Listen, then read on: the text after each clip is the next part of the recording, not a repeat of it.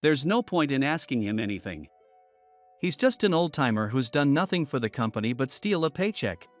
When I returned to the headquarters from a local branch, I got the cold shoulder from young employees who didn't know me. I ended up having to accompany one of them to meet a client under the pretense of learning from him, only to be dismissed as a paycheck thief.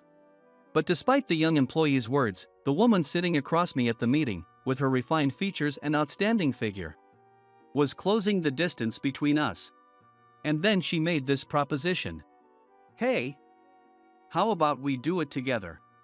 I, Thomas, had returned to the headquarters of Longfield Pharmaceuticals after 6 years. Standing in front of the sales department room in the headquarters building I hadn't seen in so long, I steeled myself. Then I opened the door. Sure enough, the faces inside were completely different from 6 years ago. The manager, Henry, who had kindly guided me, and the colleagues who had competed alongside me in sales, were all gone. Except for one person. Hey Thomas, long time no see. The one approaching me with a seemingly friendly smile was my colleague and now the sales department manager, Mike. I was surprised to hear you were coming back. I thought you'd spend the rest of your life in that local branch after getting demoted. It seemed fitting for a high school graduate like you. I bristled at Mike's mocking gaze. Just then, a woman approached, calling out in a sweet voice, "Mike." She linked her arm with Mike's and pressed close. Then she looked at me. "Oh, is that Thomas? Long time no see. You still look as unimpressive as ever." "Well, considering you got demoted to a local branch, it's no wonder."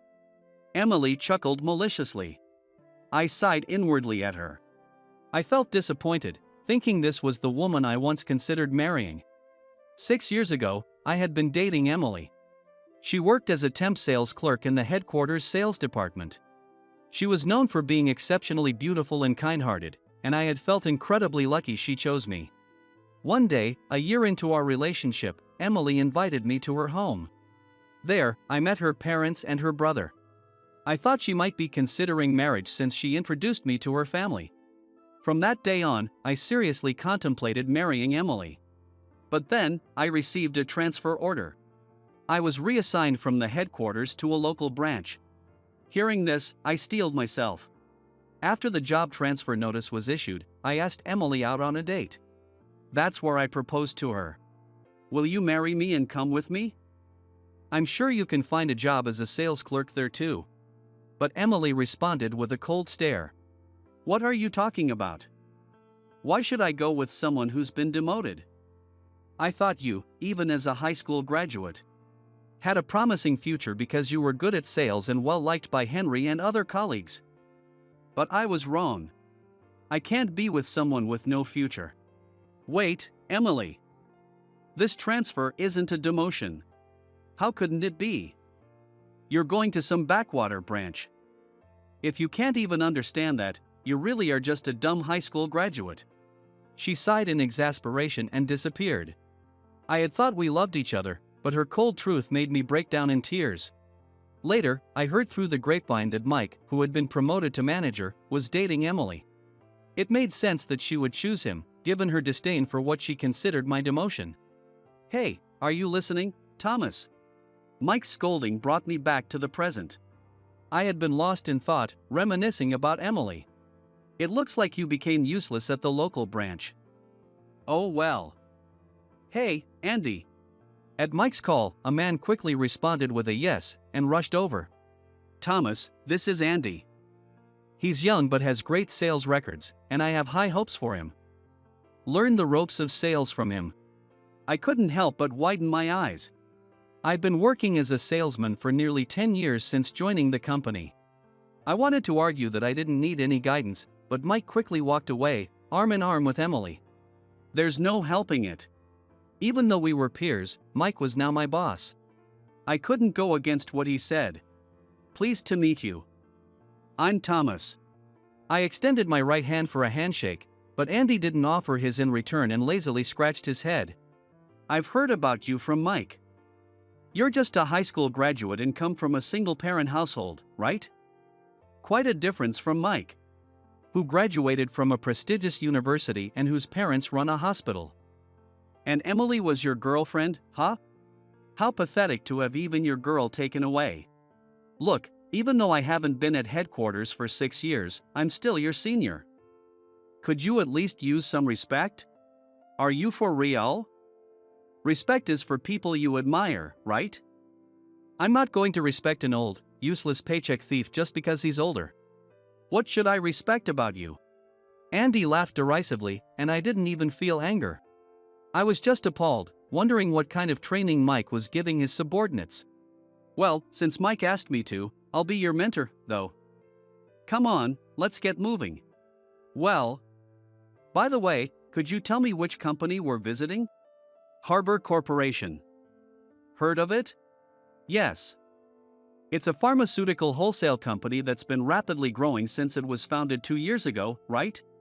Well, though you exiled to the boonies, you can keep up, huh? We're just making a courtesy call. I've tried several times. But the person in charge is the CEO's daughter, and she refuses to make any deals. Honestly, I think it's a waste of time. But we never know when she might change her mind, so we have to keep in touch. As I followed him, who walked sluggishly, I couldn't help but worry a bit. Is he really the high-achieving salesman Mike respects so much?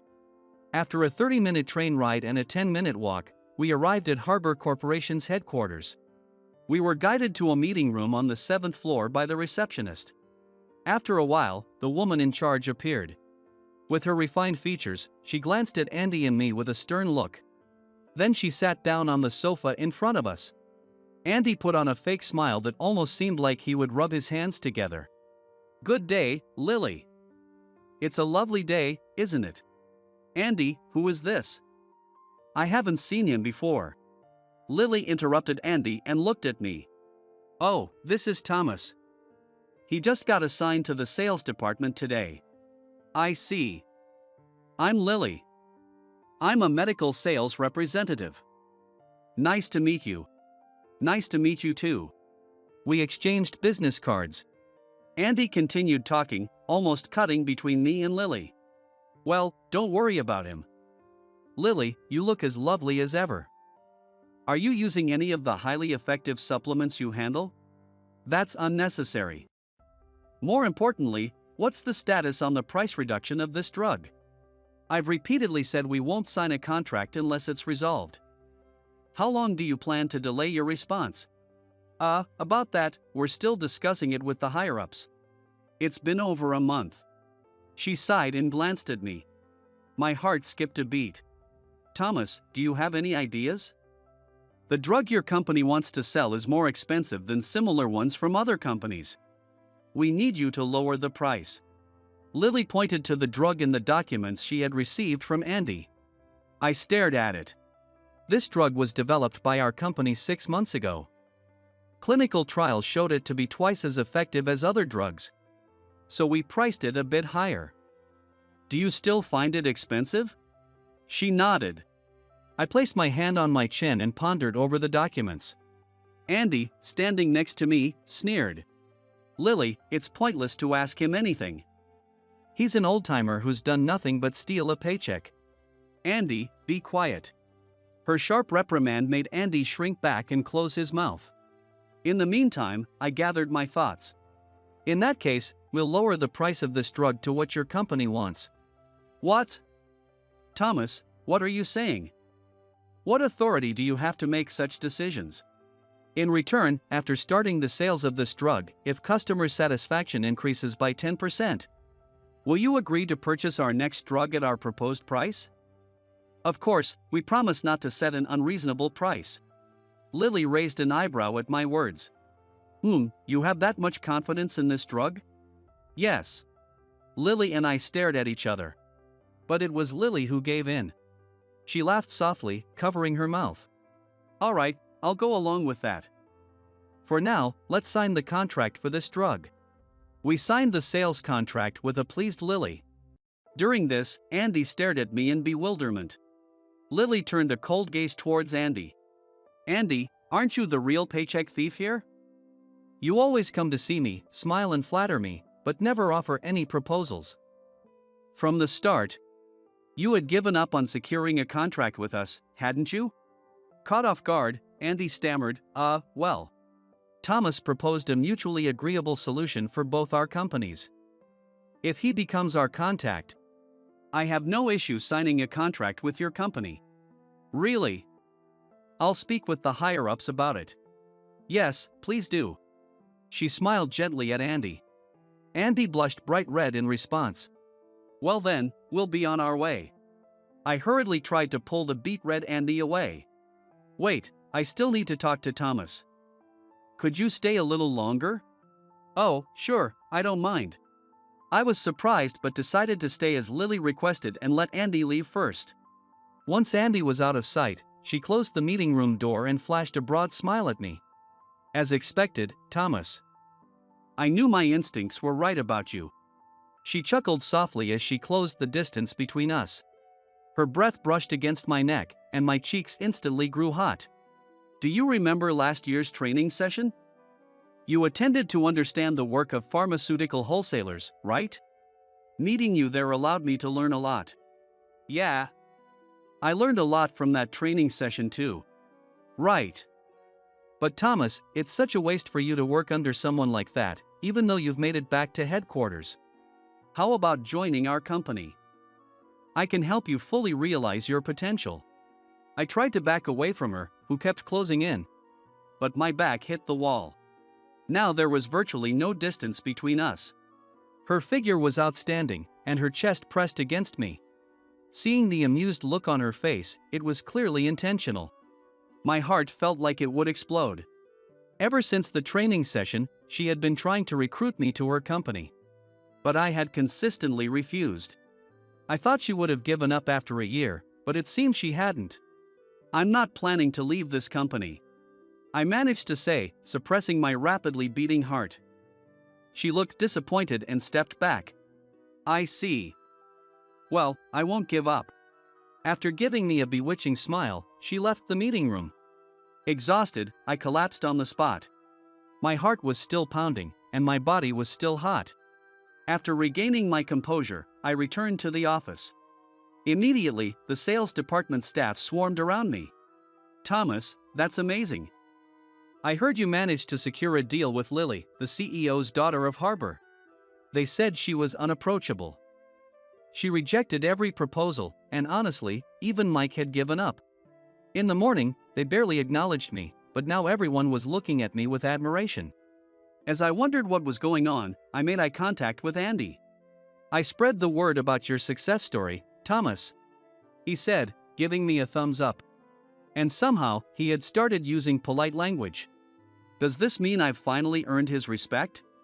Just then, I felt a burning gaze and turned around. Mike and Emily were glaring at me with bitter expressions.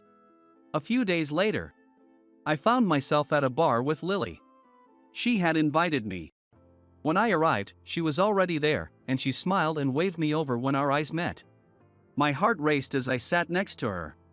Let's toast to our reunion. Lily lightly clinked her glass against mine.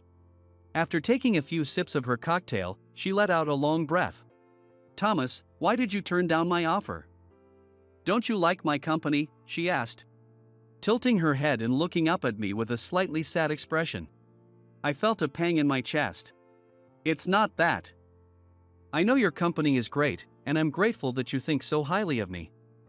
But Mr. Johnson, the president of my current company, took me in despite being a high school graduate. I owe him a lot, and I want to repay that debt. I see. Lily pouted and took another sip of her cocktail. But it's thanks to you that I no longer feel ashamed of being a high school graduate. Lily tilted her head in curiosity. During the first day of the training session I attended last year, there was a time for participants to introduce themselves. Since the first person mentioned their name, company, department, and university, everyone else followed it. This made me incredibly anxious. I knew that if I introduced myself as a high school graduate, I would be laughed at. It had always been that way. I was the last to introduce myself. I hoped that at least one other person would be a high school graduate, but of course, there wasn't, and my turn came. I'm Thomas. I work in sales at Longfield Pharmaceuticals branch. I didn't attend university, I graduated from high school. I knew I'd be ridiculed, but lying would be wrong, so I told the truth. Everyone's expressions changed immediately.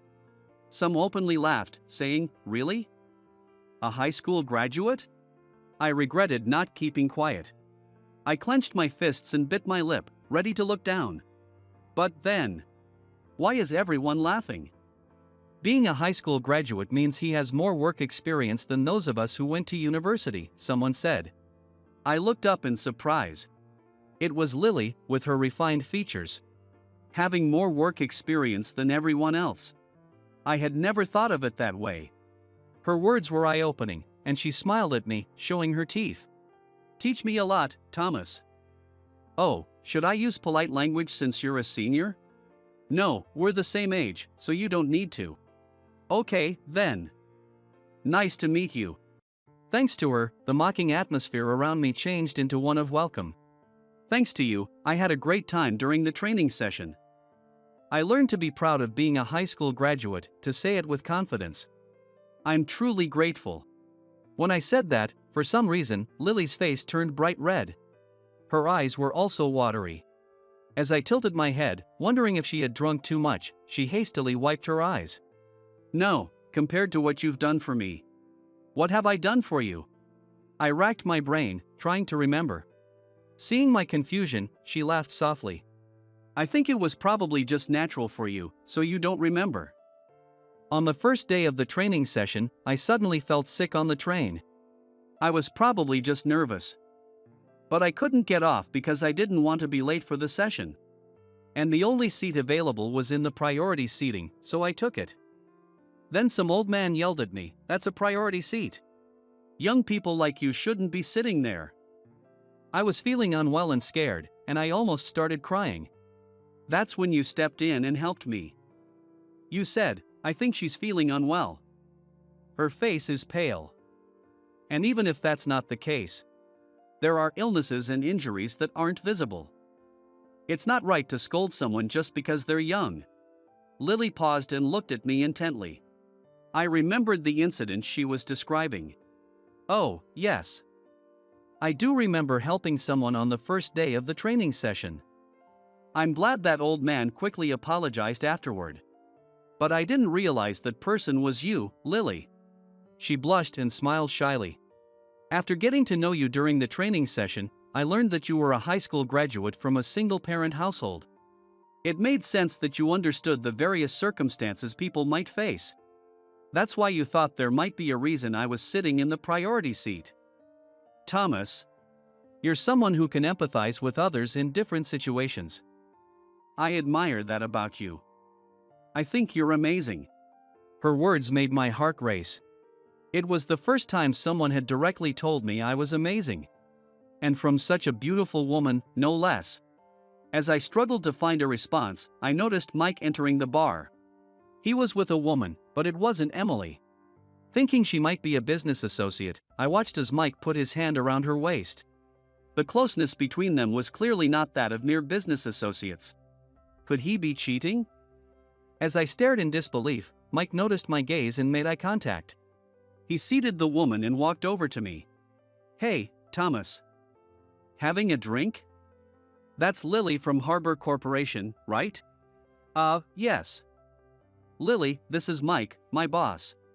Nice to meet you, she said, shaking Mike's hand. Even though it was just a handshake, it made me feel uneasy. By the way, Mike, who is that woman? Oh, she's my girlfriend. Girlfriend? Did you break up with Emily? But when I was at the office today, Mike and Emily were still very much together. They didn't seem like a couple on the verge of breaking up. As I was confused, Mike laughed derisively. No way. Emily is also my girlfriend.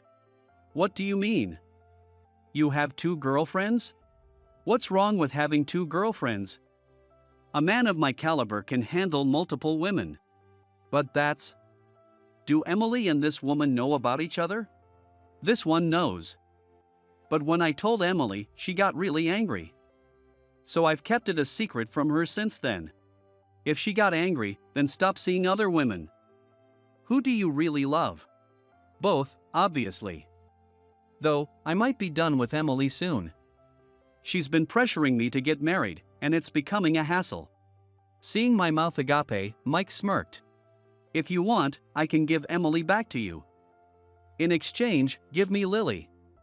She's beautiful and has a great figure, perfect to be my girlfriend. I couldn't believe what I was hearing.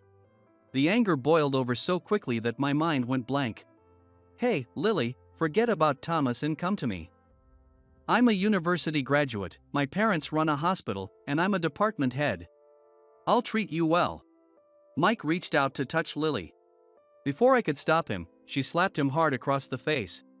I'd rather bite my tongue than date someone as selfish as you. Leaving a stunned Mike holding his cheek, Lily paid the bill, grabbed my hand, and pulled me out of the bar. I struggled to keep up and not trip as she led me away. We emerged from the bustling downtown area into a quieter alley, and she stopped. She turned to me with a worried look on her face. I'm sorry for slapping your boss, Thomas. Mike was in the wrong. Honestly, it felt pretty satisfying, I replied with a laugh. However, she still seemed to have something on her mind. That Emily, she's your ex-girlfriend, right? Yeah, that's right. Do you still have feelings for her? Were you happy when Mike said he could give her back to you? What? No way. I hastily and firmly denied it. But she didn't seem convinced. But? She murmured, her eyes beginning to well up with tears. I didn't want to see her looking like that. I clenched my fists tightly. Really, I don't have any feelings for Emily anymore. The one I like now is you, Lily. I love how you don't laugh at me and even call me amazing. My face was probably bright red. Lily looked up at me with her tear-filled eyes wide open. A single tear rolled down her cheek. I'm so happy. I love you too, Thomas. She rested her cheek against my chest. I gently held her, making sure not to break the moment. She looked up at me.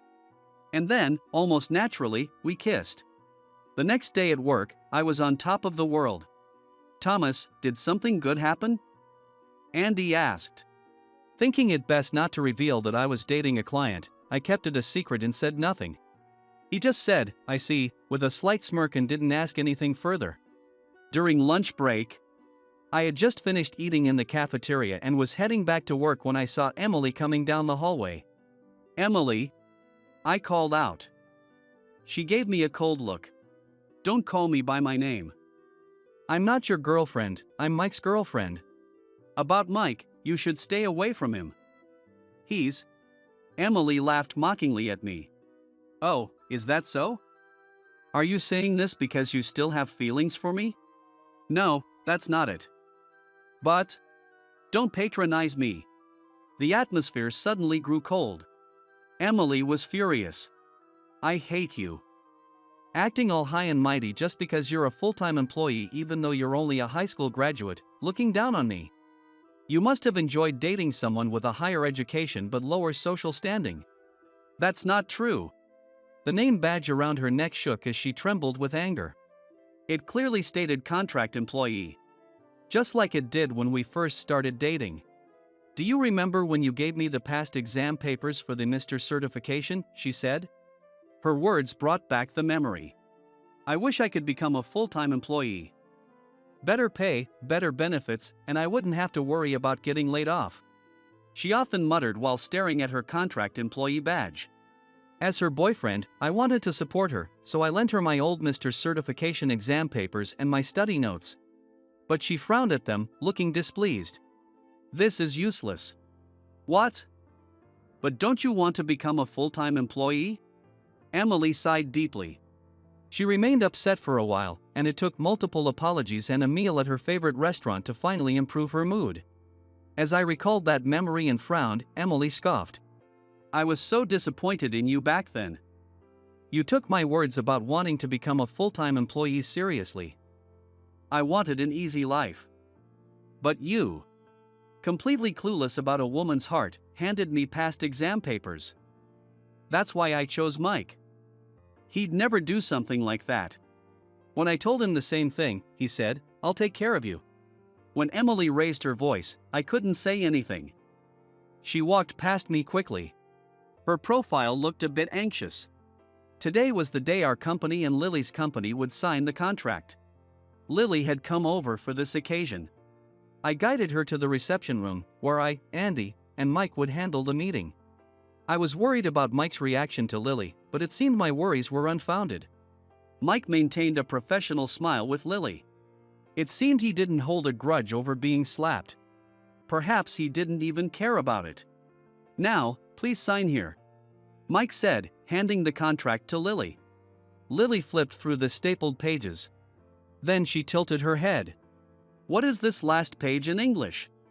"Oh, we often deal with overseas companies, so we prepare contracts in English as well. The content is exactly the same as the Japanese version, so there's nothing to worry about." Lily frowned. I knew she wasn't comfortable with English. "Lily, may I take a quick look at the contract?" I stopped Lily from signing the contract, and she looked at me curiously. However, she handed over the contract without hesitation. "What's this, Thomas? Trying to show off in front of her by finding faults with my contract?" Mike interjected. Ignoring his comment, I quickly scanned the English section of the contract. I frowned. "Mike, what is the meaning of this? What are you talking about?" The English contract states something that the Japanese one doesn't. It says, "Harbor Corporation shall henceforth comply with all directives from Mike Green of Longfield Pharmaceuticals." Lily and Andy both exclaimed, "What?" Mike's eyes widened as he looked at me. "What? Thomas, you can read English. Mike, does your reaction mean the English contract indeed contains such a clause?" Lily glared at him. Mike hurriedly tried to cover up, forcing a smile. "Of course not. This guy has always been jealous of my prestigious university degree and pulls stunts like this. Don't believe anything he says." "No, I trust Thomas." "Did you know he scored 900 on the TOEIC?" Lily retorted. "What? A 900 on the TOEIC?" Mike and Andy both reacted in shock. Lily sighed at their stunned faces. Thomas couldn't afford to go to university because he came from a single-parent household. That's why he only graduated high school. But he's smart. How couldn't you know that after working with him for a long time? I glared at Mike, who was visibly shocked. "Mike, have you been pulling stunts like this every time you signed a contract with another company? Is this how you climbed to the position of department head? What are you talking about? This is a misunderstanding. I just wanted to test Lily. I had no intention of making her sign it. Do you have any proof to support your claims? If not, I can sue you for defamation." "I have the proof right here," came a voice from the entrance of the reception room. It was Emily. She places the USB on the desk with a serious expression. "All the paper documents have been destroyed, but this USB contains the data of all the contracts Mike had made so far." "What? Emily, you traitor!" Mike quickly grabs the USB from the desk. He throws it to the floor and stomps on it. "How about that? The evidence is gone now. Mike, are you stupid? Backup is basic." Emily smirks and pulls another USB from her jacket pocket, showing it to Mike. Mike's face turns pale. "Hand that over." Mike lunges at Emily. Instinctively, I shield her, and we both fall to the floor. Realizing he had failed to attack Emily, Mike swiftly pinned me down. "You bastard. If you hadn't come back, I could have been the director, executive director, vice president, and even the next president." Mike raises his fist. "Thomas." Lily and Emily scream simultaneously, but Mike's punch never lands on me. I catch his hand just in time, twisting his arm and pinning him to the floor. Mike glares up at me in rage as the reception room door quietly opens. It was Mr. Johnson, the president of our company, who walked in. "What is all this commotion?" Mr. Johnson looks at me sitting on top of Mike with a puzzled expression. Mike puts on a pained expression. "Mr. Johnson." The truth is, Thomas added a terrible clause to the contract with Harbor Corporation. He was planning to use this contract to manipulate Harbor as he pleased. When I confronted him about it, he suddenly went berserk. "Mike, isn't that what you were doing?" When Mr. Johnson says this, Mike freezes. "I received a report from Emily about your misconduct. I wanted to believe it was a lie because I thought you were an excellent person. But I'm disappointed. Mike's whole body loses its strength. Thinking he won't cause any more trouble, I release him. I'm sorry for involving you in our company's issues, Lily. Mr. Johnson bows to Lily. When Lily says, "Don't worry about it," he sighs in relief and then looks at me. Despite not having been back at headquarters for long, you've not only secured a new major contract but also uncovered misconduct within the company. As expected from you, Thomas. I had my eye on you as a potential successor for a reason. At his words, Mike, who had been hanging his head, looks up in shock. He's the successor. Even though he was demoted. It must have looked like a demotion. I transferred him to our branch that was performing the worst and on the brink of collapse. But as they say, a lion throws its cub into the valley of 1,000 peaks to test it. I wanted to see how he would turn things around in a tough environment. I had my eye on his proposal skills from the beginning. Sure enough, his proposals impressed our clients, bringing new business and turning the branch into the best performing one. You were working as a manager at headquarters all this time, yet you didn't know? Mike's lips turn pale, and he starts trembling. Mr. Johnson sighs deeply at him. Thomas may only have a high school diploma, but he has the ability to empathize with people more than anyone else. In our industry, which involves supporting people with various health issues, his ability to connect with diverse individuals is crucial. He helps Mike to his feet. Then, he turns to Andy. Andy, I want to hear from you too. Could you come to my office? Yes. Mr. Johnson then leaves the reception room with Mike and Andy. The room becomes very quiet, leaving only Lily, Emily, and me. Thomas, I am really sorry for everything. Emily breaks the silence, bowing her head to me. I'm surprised to see her acting so humbly. Remember when you warned me during lunch the other day? I got curious and asked Mike if he was cheating again. Just as I suspected, he was. And he said he didn't need me anymore because I was a hassle.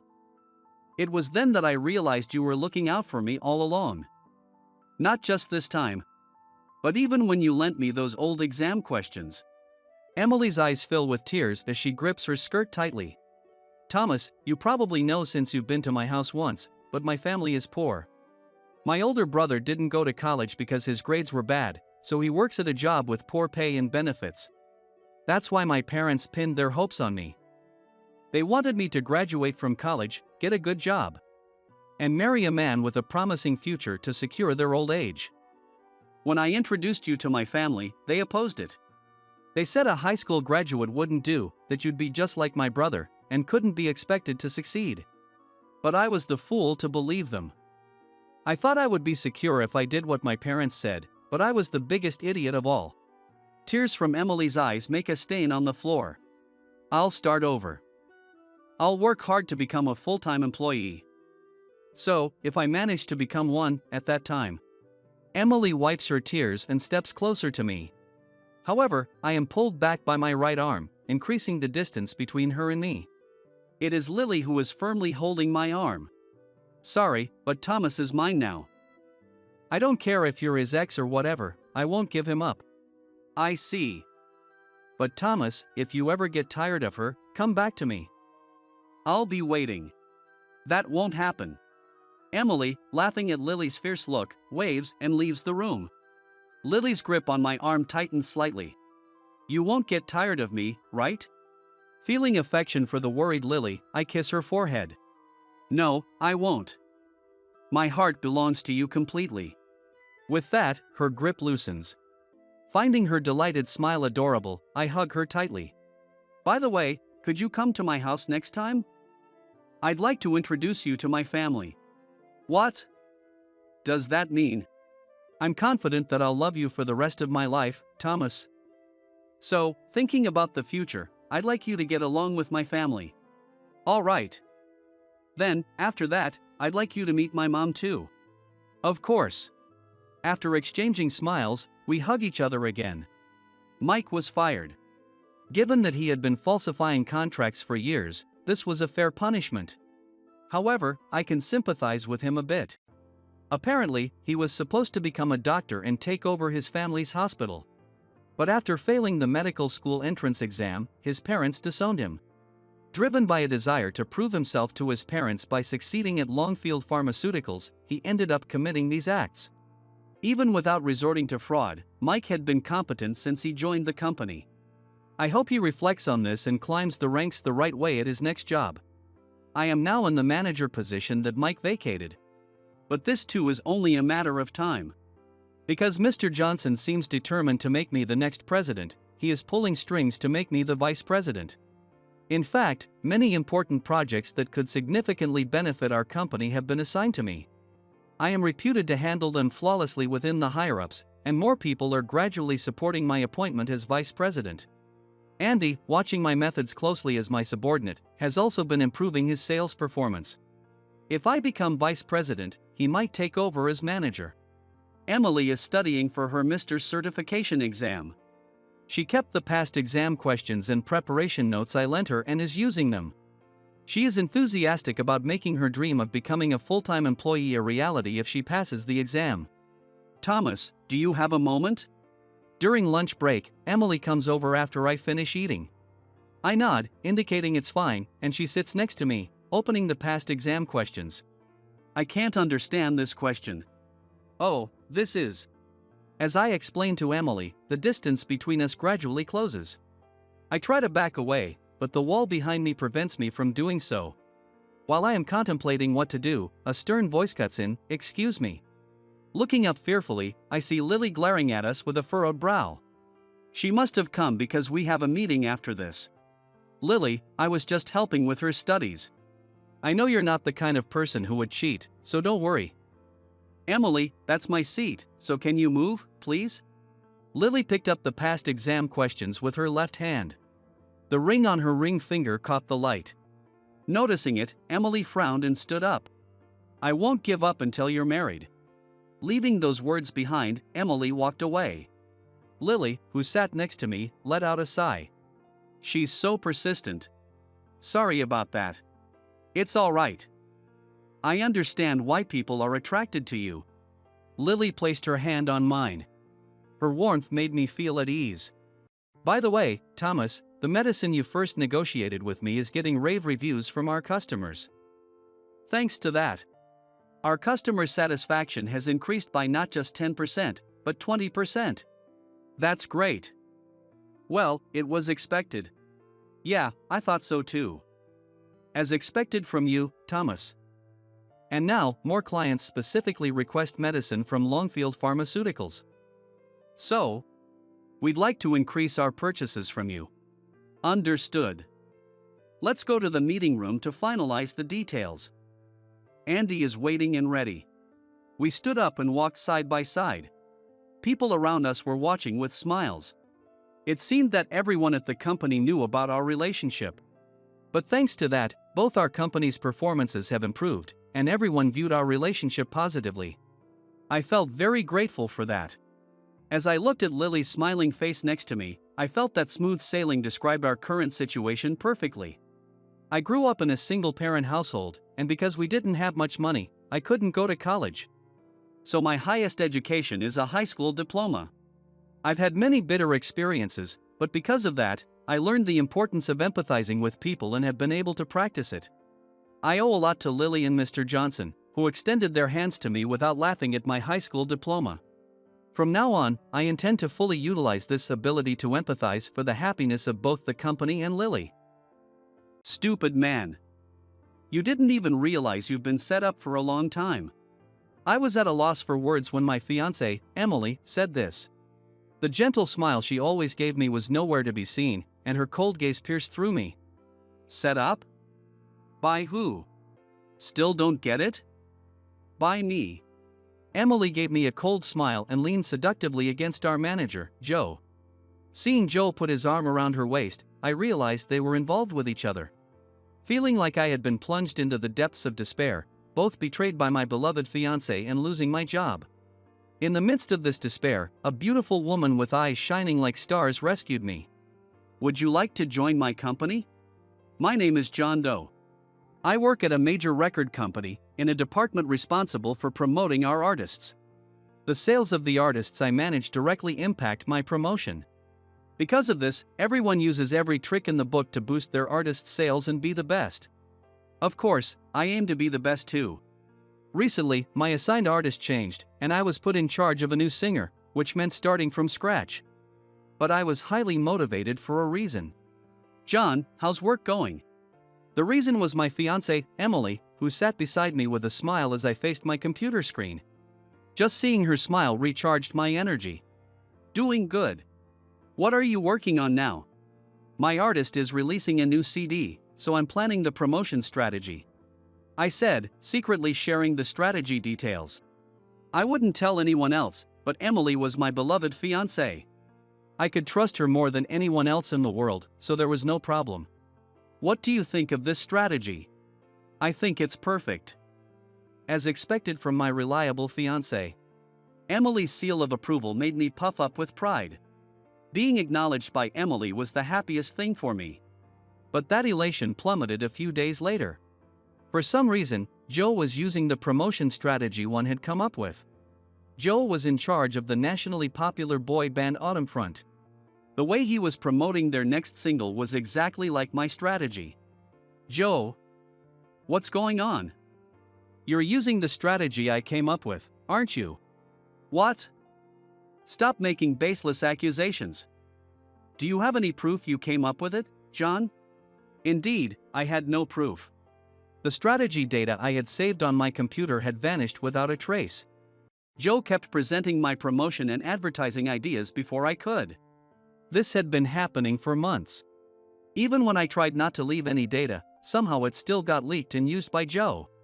But I had no proof for any of it. It was my speculation. All I could do was clench my teeth and endure the anger welling up inside me. That anger followed me home, and the next day I thought I was just having a headache. But then I came down with a high fever and had to take a day off work. By the next day, my fever had completely subsided, so I went back to work, but I was met with a huge blow. John, you're fired. I was called into the manager's office right after the start of work, and that was the first thing I was told. It was so shocking that I couldn't think straight. Fired? But why? Your performance has been declining recently. On top of that, your feigned illness yesterday. Even I can't cover for you anymore. What? I wasn't faking it yesterday. Emily vouched for that. As Joe said so, Emily walked into the room. The gentle smile she always gave me was nowhere to be seen, and her cold gaze pierced through me. Emily? Why? Stupid man. You didn't even realize you've been set up all this time. Set up? By who? Still don't get it? By me. I arranged for your artist to be switched to a newcomer, and I leaked your promotion strategy to Joe. I orchestrated all of it. Emily gave me a cold smile and leaned seductively against Joe. Seeing Joe put his arm around her waist, I realized they were involved with each other. When you confessed to me, I did like you. You were competent and had a bright future. But you're too focused on work and too needy. You think I didn't notice your desperate desire to be my number one? It's over now. I don't need you anymore. I felt like I had been plunged into the depths of despair. I don't remember much of what happened next. I handed in my resignation as Joe instructed, packed my things, and left the company in a daze. I didn't feel like going home, so I wandered the streets aimlessly. Let me go. I heard a voice suddenly and turned towards it without thinking. A beautiful woman was being harassed by 3 rough-looking men. Come on, just come with us to karaoke for a bit. No, I don't want to. The woman looked around anxiously. I was still a distance away, so our eyes didn't meet. But I felt the urge to help her. She was slender and pale, looking very vulnerable. I couldn't just stand by and let those men do as they pleased. Hey, you guys. As I took a step forward and called out, one of the men was suddenly thrown to the ground at my feet. I stopped in shock. The man who had been thrown was unconscious, his eyes rolled back. What the hell, you bitch? When I looked up at the shout, I saw an unbelievable sight. The woman I thought was vulnerable was kneeing one of the men in the jaw and then kicking another in the stomach with incredible force. The men were taken down with a single blow each. Phew!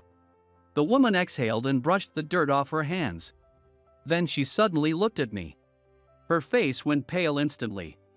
"Did you see that?" I nodded hesitantly, and she approached me.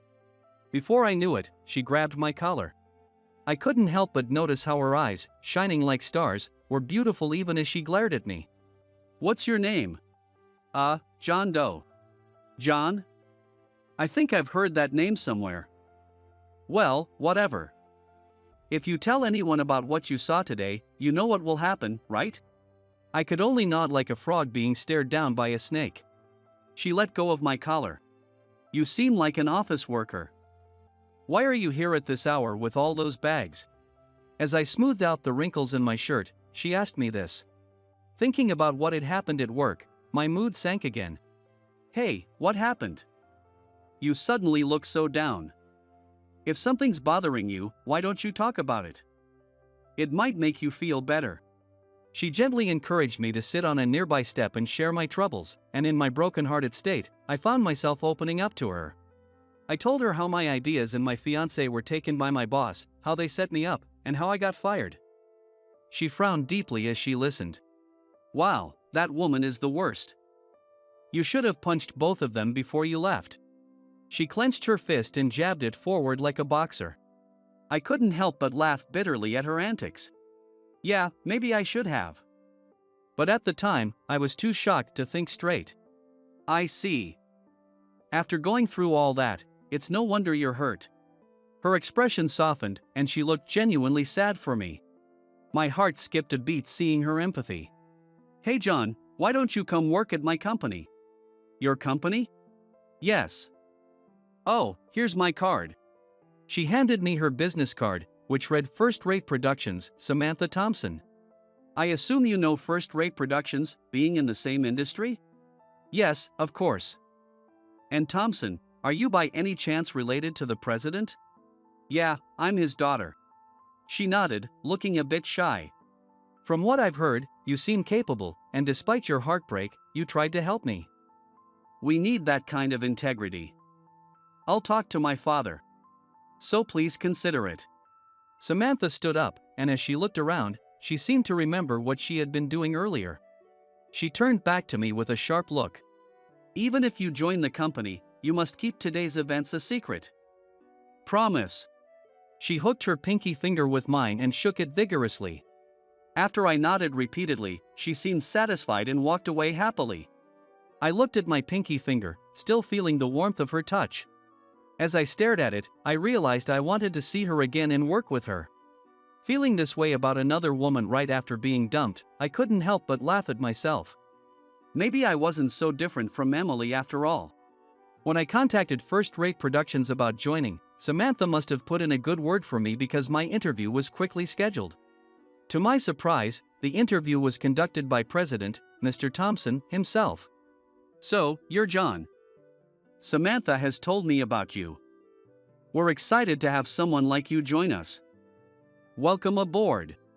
Despite my nerves, the interview ended with just a few words of encouragement, and I got the job. It all felt too good to be true. The very next day, I started working. I was assigned to the promotion department, just like at my previous company. As I introduced myself to the team, a man stepped forward. "I'm Mike. We'll be working together on the same artist's promotion." "Nice to meet you. We're working together?" "Yes. This way, if one of us is out, the other can cover.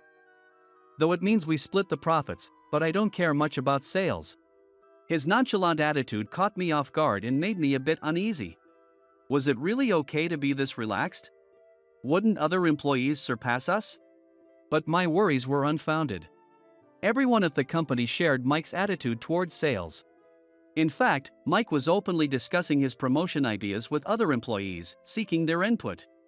"If you do that, won't your ideas get stolen?" He laughed at my concern. "No one here would do that. We focus on how much the fans love the artists. It's the fans who make the artists' careers possible. And we're here to support that." His words made my concern dissipate. I decided to try sharing my ideas with the other employees and get their feedback. Everyone listened with enthusiastic expressions. That promotion idea is brilliant. You're a genius. Well, there are some flaws. For example, here. Some employees praised my ideas, while others gave me advice. It was overwhelmingly more comfortable to work here than at my previous company. Before I knew it, I started looking forward to coming to work every day. And there was another reason why I enjoyed coming to work. It was Samantha. One day, after a meeting with our assigned artist, Mike and I returned to the office to find Samantha at the entrance. She was struggling with some heavy-looking bags. "Samantha, let me carry those for you." Mike ran up to her with a big smile. Then other male employees gathered around. "No, I'll carry them." No, let me do it." "Thank you." I was struggling with these heavy bags, so I appreciate it. Samantha handed the bags to Mike, then she thanked him politely, causing the male employees' faces to light up. But I could tell. Samantha was acting. She could easily carry those bags herself. Such thoughts must have shown on my face, as Samantha looked over at me. She mouthed, "Follow me," so with my heart pounding, I did as she instructed. She led me to a rarely used storage room. Once inside, she closed the door and slammed her hand against the wall behind me. Since I was taller, she had to look up at me from a close distance. But her gaze was far from sweet. "You haven't told anyone about that day, right?" "I haven't, I swear." Trying to keep my racing heart calm, I responded evenly, and though she looked at me skeptically, she eventually removed her hand from the wall. She pulled something out of her pocket and placed it in my hand. It was a small bag of colorful sugar candies. "Here, you've been working hard. It's a reward." The colorful candies sparkled like little stars. Feeling overwhelmed with gratitude, I carefully held the bag, making sure not to crush the candies. "Thank you. I'll treasure these." "Don't be silly, eat them." She immediately corrected me, and we both laughed. By the time I had fully adapted to the culture at First Rate Productions, something amazing happened. The new music video for the artist Mike and I were promoting became a hit online. The video was based on my idea, created through collaboration with Mike and the artist. The positive reception snowballed, and the CD and digital downloads dominated the top spot for the month. This is incredible. I've never seen anything like this before. The artist and the fans are thrilled. Mike said with a big smile. Other employees also congratulated me. "That's awesome. We can't let ourselves fall behind now." At my previous company, this would have been impossible. If someone succeeded, the next thing people thought about was how to undermine them. But the place I'm in now is different. Here, everyone celebrates each other's success. And I found this place thanks to Samantha. I wanted to report this to Samantha, so I went to find her. Also, I had a small gift, which is some highly praised madeleines to thank Samantha for the candy she gave me. I found her in the office. When I called her, she came out to the hallway. "Samantha, our artist's new song hit #1 for the month. It's all thanks to you for bringing me into the company. I'm really grateful." "Yes, I've heard." "Congratulations, truly." She accepted the madeleines I offered her. But she looked somewhat downcast. "Samantha? Is something wrong?" "No, nothing. John, you don't need to thank me. Getting to #1 was your own hard work." With that, she went back into the office. I wanted to say something to her retreating figure, but I couldn't. I didn't know what to say to someone who seemed so disheartened. A few days later, all the employees were gathered in the conference room. I heard that Mr. Thompson has a major announcement. What do you think the big announcement is? No idea. As Mike and I whispered to each other, Mr. Thompson appeared. We straightened up. After a few words of encouragement, his expression turned serious. Recently, the idol group Autumn Front approached us to produce their next live concert. What? Autumn Front? Mike exclaimed loudly, his eyes shining. The other employees were equally astonished, causing a stir in the conference room. I was just as surprised. But isn't Autumn Front produced by another company? I raised my hand and asked. He nodded calmly. Yes, your former company, John. But the request came to us. This is an unprecedented opportunity for our company.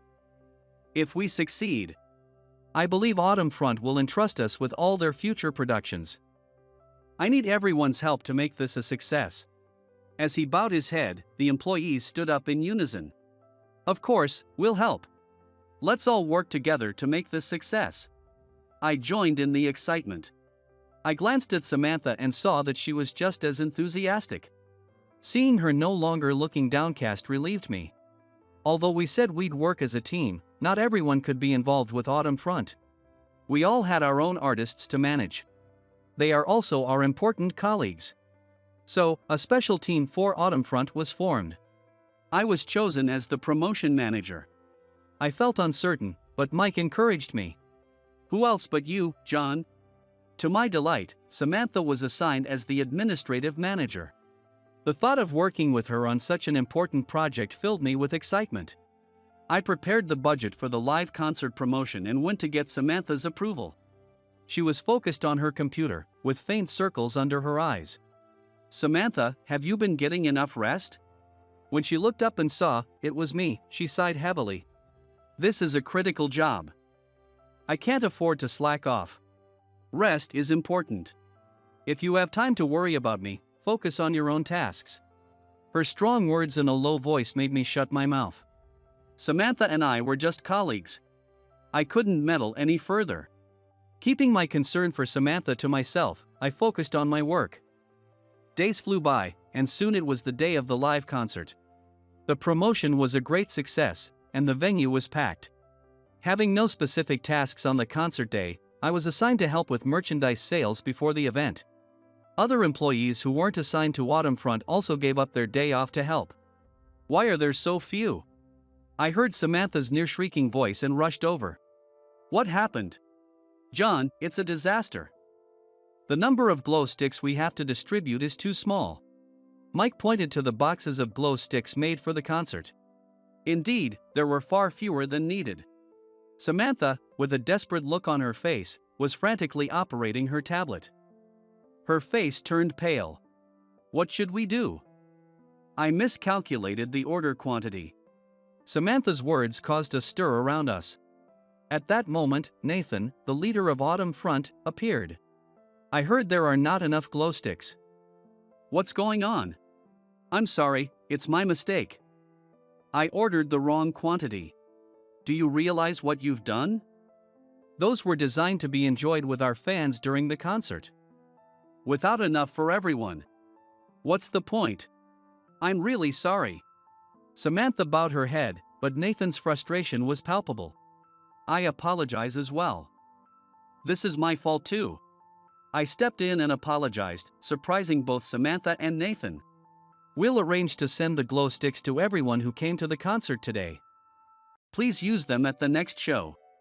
As for the planned glow stick events, we'll have to change them.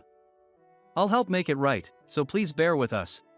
Nathan glared at me with his arms crossed. But after letting out a big sigh, he smiled. "If John bows his head, I can't stay mad. Mistakes happen. I'm relieved to have your help in making it right." Relieved that he had accepted our solution, I called in the event team to come up with a new plan in Autumn Front's green room. Despite the mishap with the glow sticks, the concert was a great success. Both Autumn Front and their fans left satisfied. After cleaning up the venue, we finally wrapped up late at night. As I was slinging my bag over my shoulder, someone tugged at my sleeve. It was Samantha. She led me to the back of the venue. Once we stopped, she scowled and got close to my face. "John, who exactly are you? Autumn Front treated you like you were someone special." "Oh, I used to be in charge of them at my former company. Joe took over halfway through, though." Samantha's eyes widened in realization. "Wait, now I remember. John Doe. You're the legendary promoter who helped make Autumn Front a national sensation." I can't believe I forgot. Samantha slumped down, holding her head. She let out a big sigh and looked up at me. "You saved us this time. Thank you. I'll find a way to repay you. Just hearing thank you from you is enough for me. I can't let it end at that." Samantha frowned and clenched her fists. Then she turned on her heels. Samantha. It's late. Let me walk you home. No need. With her firm rejection, I couldn't insist any further. I slumped my shoulders. A few days after the concert, all the employees were gathered again in the conference room. Standing in front, just as before, was Mr. Thompson. Everyone, thank you for your hard work. Thanks to you, Autumn Front's concert was a great success. They've also expressed their desire to entrust us with future concerts and new song productions, and we've secured the contract. It's all thanks to your efforts. So, at the end of this month, we've planned a hot spring trip. The company will cover all expenses. Of course, if you can't or don't want to participate, that's okay. This is my way of saying thank you. Please enjoy yourselves. His announcement made the employees excited. The only one who didn't look happy was Samantha. At the end of the month, we boarded a chartered bus heading to a famous hot spring town in the neighboring city. The entire inn was reserved for us. We can drink and party without getting in trouble. Mike cheered. Hot springs means swimsuits. I'm looking forward to seeing Samantha in a bikini, right, John? No, I'm not. Oh, come on, don't play dumb. Every guy here is eagerly waiting to see Samantha in a swimsuits. You're no exception, right? Mike put his hand on my shoulder, grinning. He was spot on, and I turned my face away in embarrassment. But when we gathered in the banquet hall, Samantha was nowhere to be seen. She said she wasn't feeling well and stayed in her room. The male employees were visibly disappointed, and the female employees glared at them. As the party reached its peak, I quietly slipped out of the banquet hall. I bought some sugar candies from the souvenir shop and headed to Samantha's room. Samantha, it's John. Are you feeling okay? I brought some sugar candies for you. When I called out to the closed sliding door, Samantha appeared. Her eyes were sparkling. Give me the sugar candies.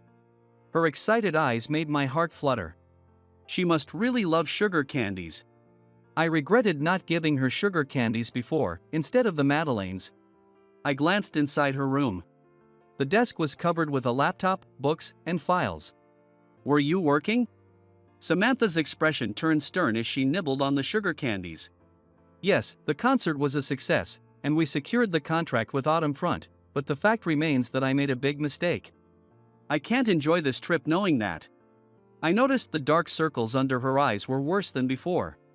Her complexion also seemed pale. Concern, worry, and anger welled up inside me. Yes, you made a mistake. But you shouldn't overwork yourself even now. What if you collapse? I have to. I need to work harder than anyone else to meet my father's expectations. He took me in even though we're not related by blood. I owe him so much, and I've done nothing but drag him down. This was the first time I learned that Samantha and Mr. Thompson weren't biologically related. She pulled me into the room and closed the door. She motioned for me to sit on one of the cushions. When I sat down, Samantha sat on the cushion across from me. I was abandoned by my biological parents. I don't know their faces or names. My father took me in and raised me. Though we're not related by blood, he loves me dearly, and I love him. That's why I joined first-rate productions, initially in the promotion department like you. Samantha glanced at her open laptop and gently closed it. It was my first job, and I made a lot of mistakes. But there was a colleague who always comforted me. No matter what mistakes I made, the colleague never got angry and pampered me. But that person turned out to be a spy from another company. They knew I was the president's daughter and took advantage of me. I was foolish enough to give them confidential company data that my father had. It nearly brought our company to the brink of bankruptcy.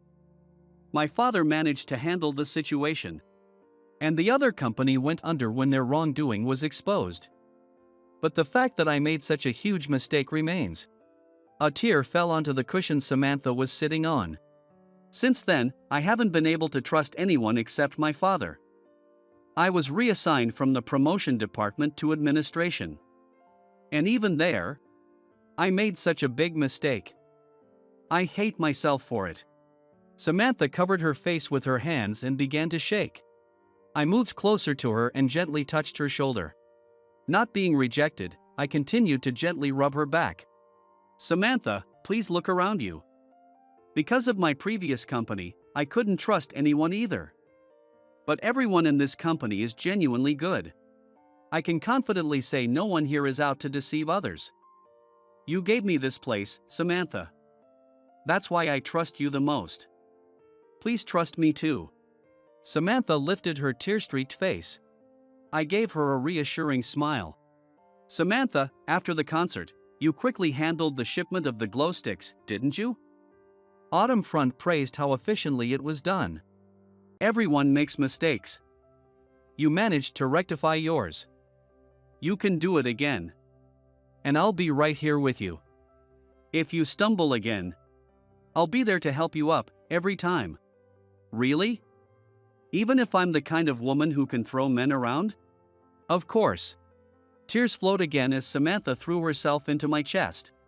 Surprised, my face flushed. She clutched my clothes and sobbed loudly. I held her close. I wanted her to feel my reassurance, that I would always be there for her, strongly and gently. After returning from the company trip and taking a day off, we all went back to work. The employees seemed refreshed and motivated from the trip. I was assigned to manage Autumn Front. They specifically requested me, so I couldn't refuse. I enjoyed working with you, John.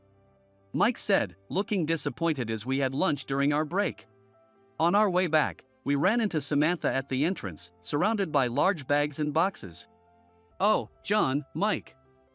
Perfect timing. Can you help me carry these? Of course. Mike beamed and grabbed the heaviest bag.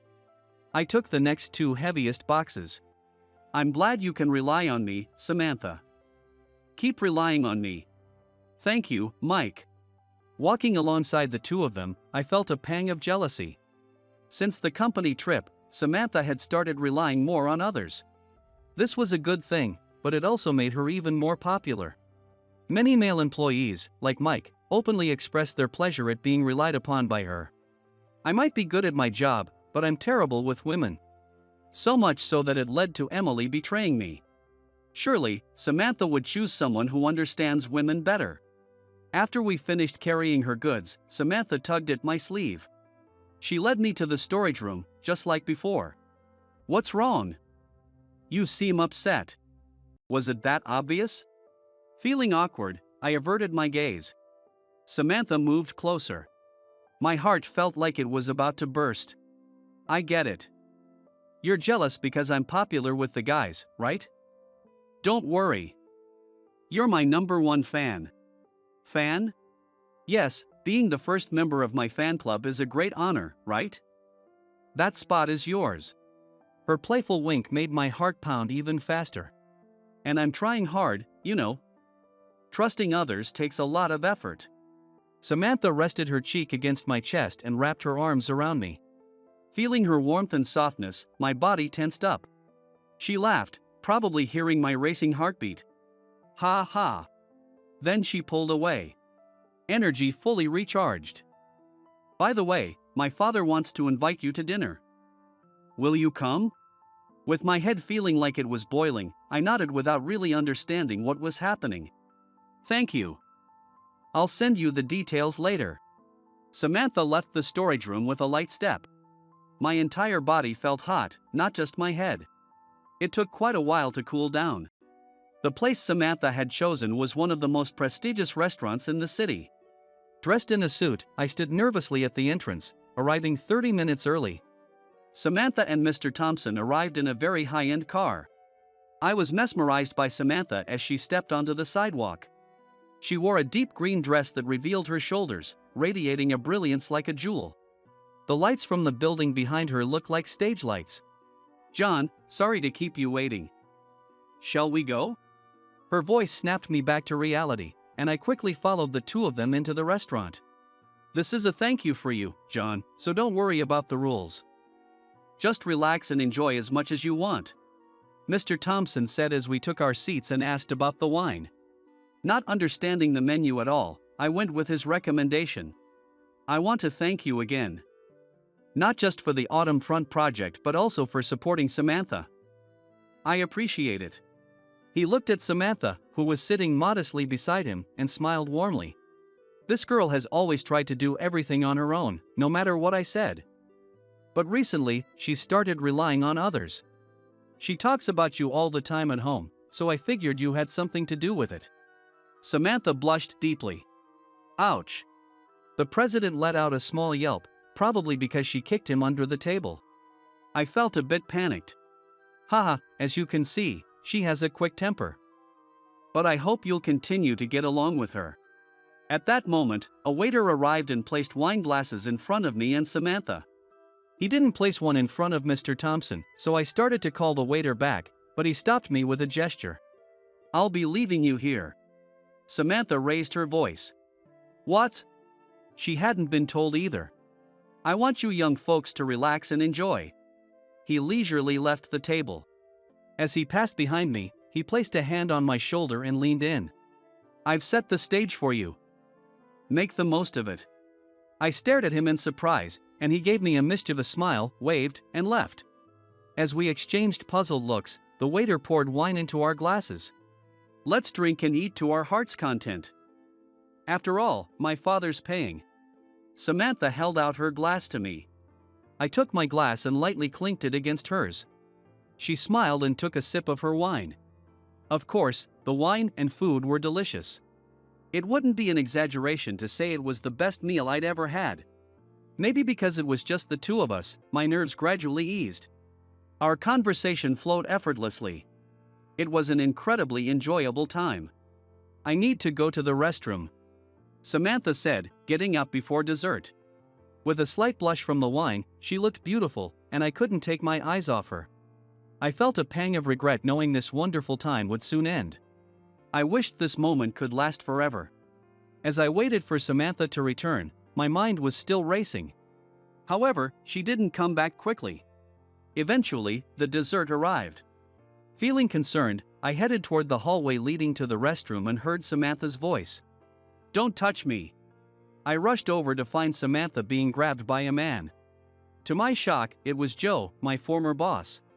Anger surged through me, and I forcefully pulled Samantha away from him. What are you doing? Wait, John. What are you doing in a place like this? I should be asking you that. Please keep your hands off my colleague.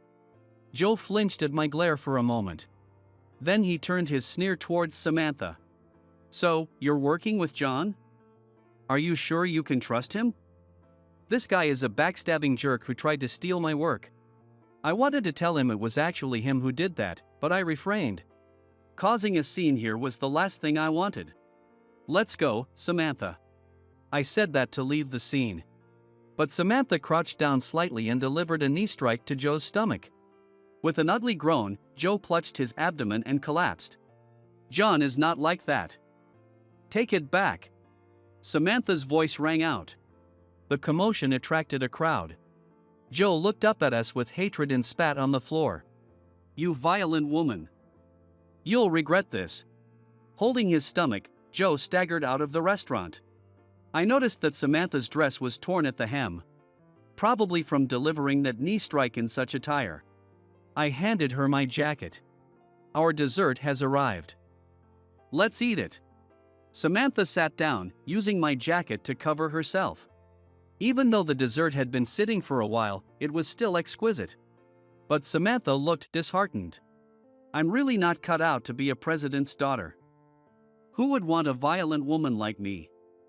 Not even you, John. Without thinking, I stood up and knelt at her feet.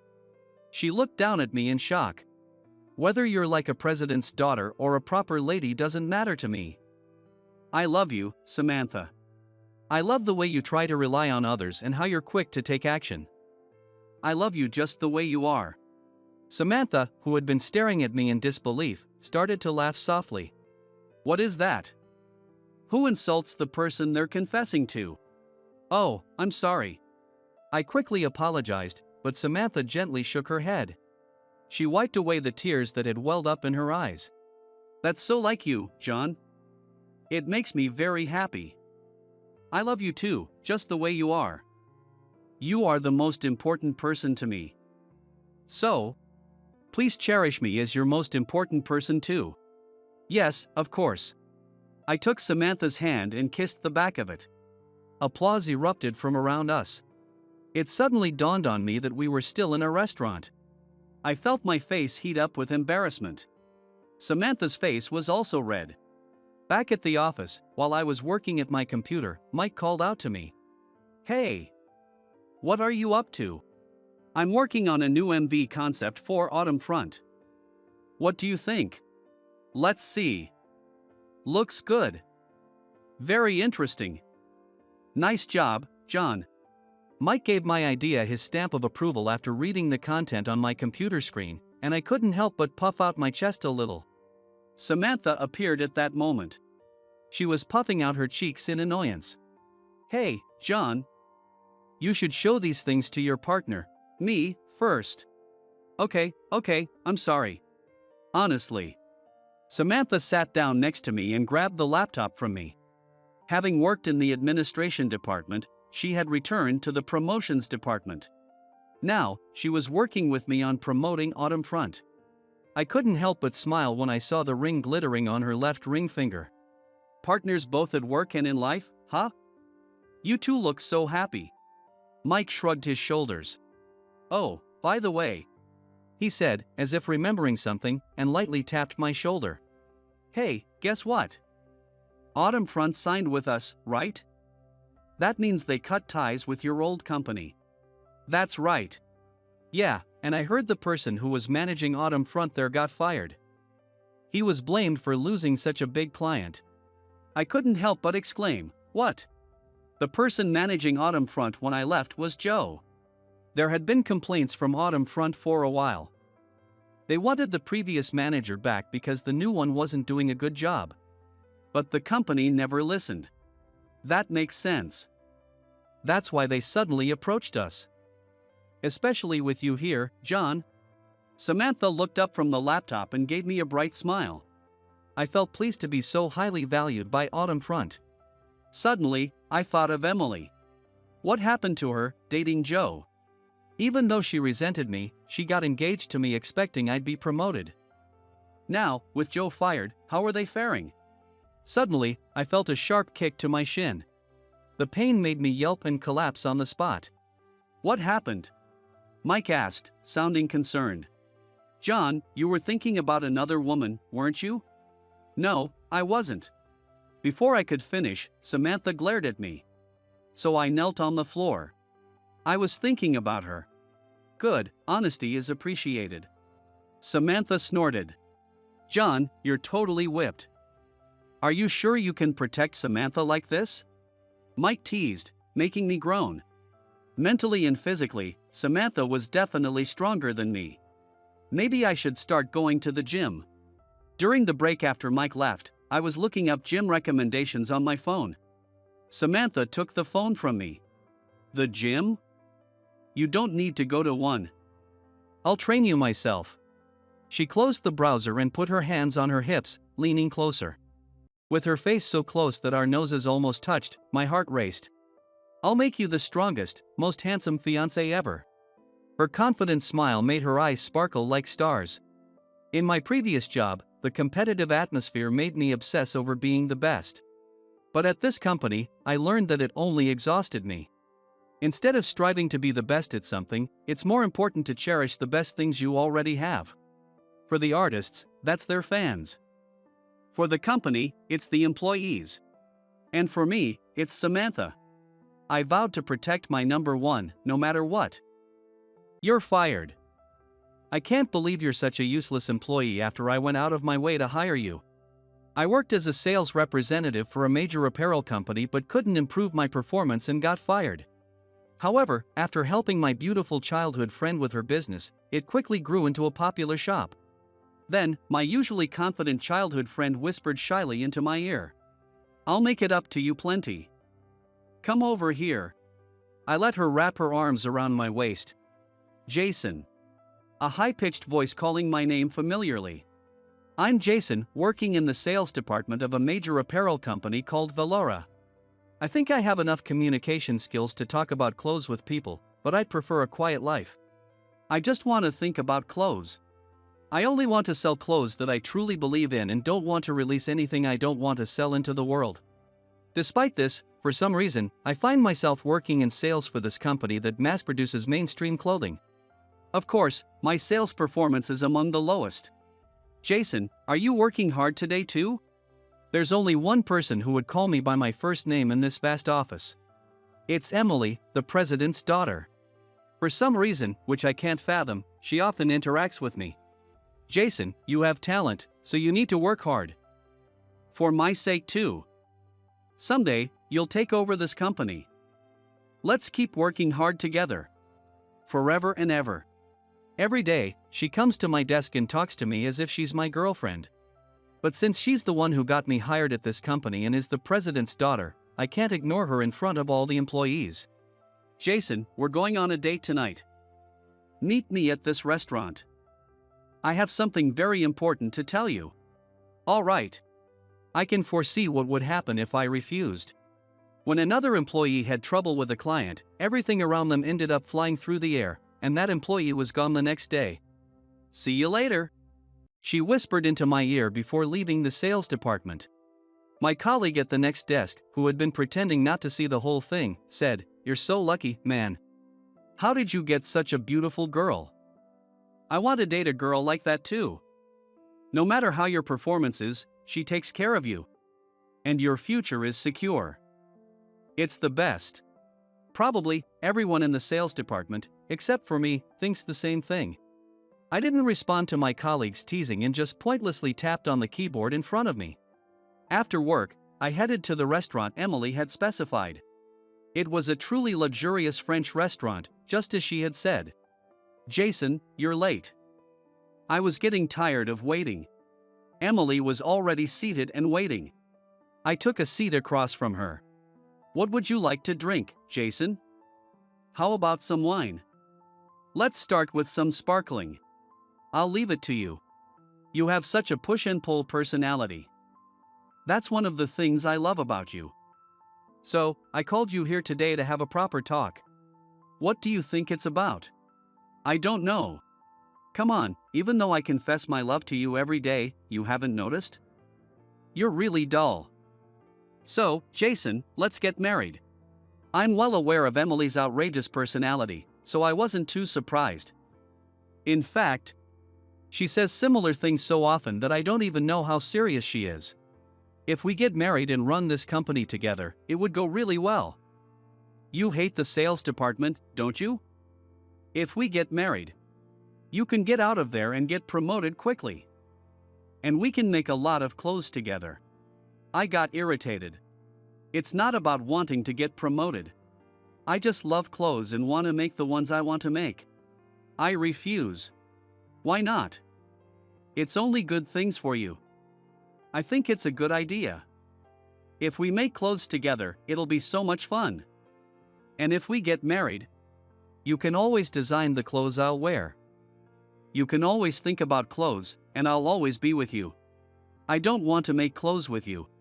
I blurted out. Emily's face started to cloud over. What do you mean by that?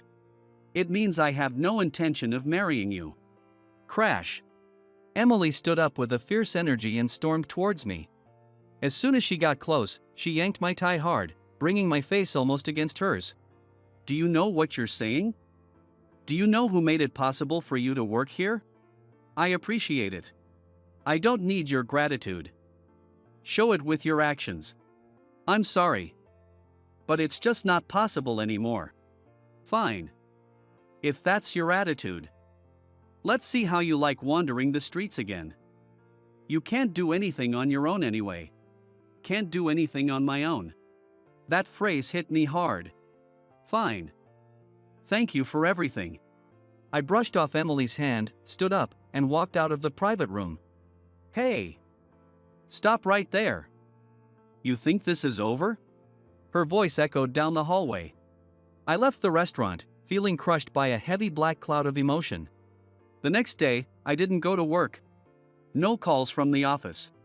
I stayed holed up in my one-room apartment in the city. With the curtains closed, I spent my time in bed.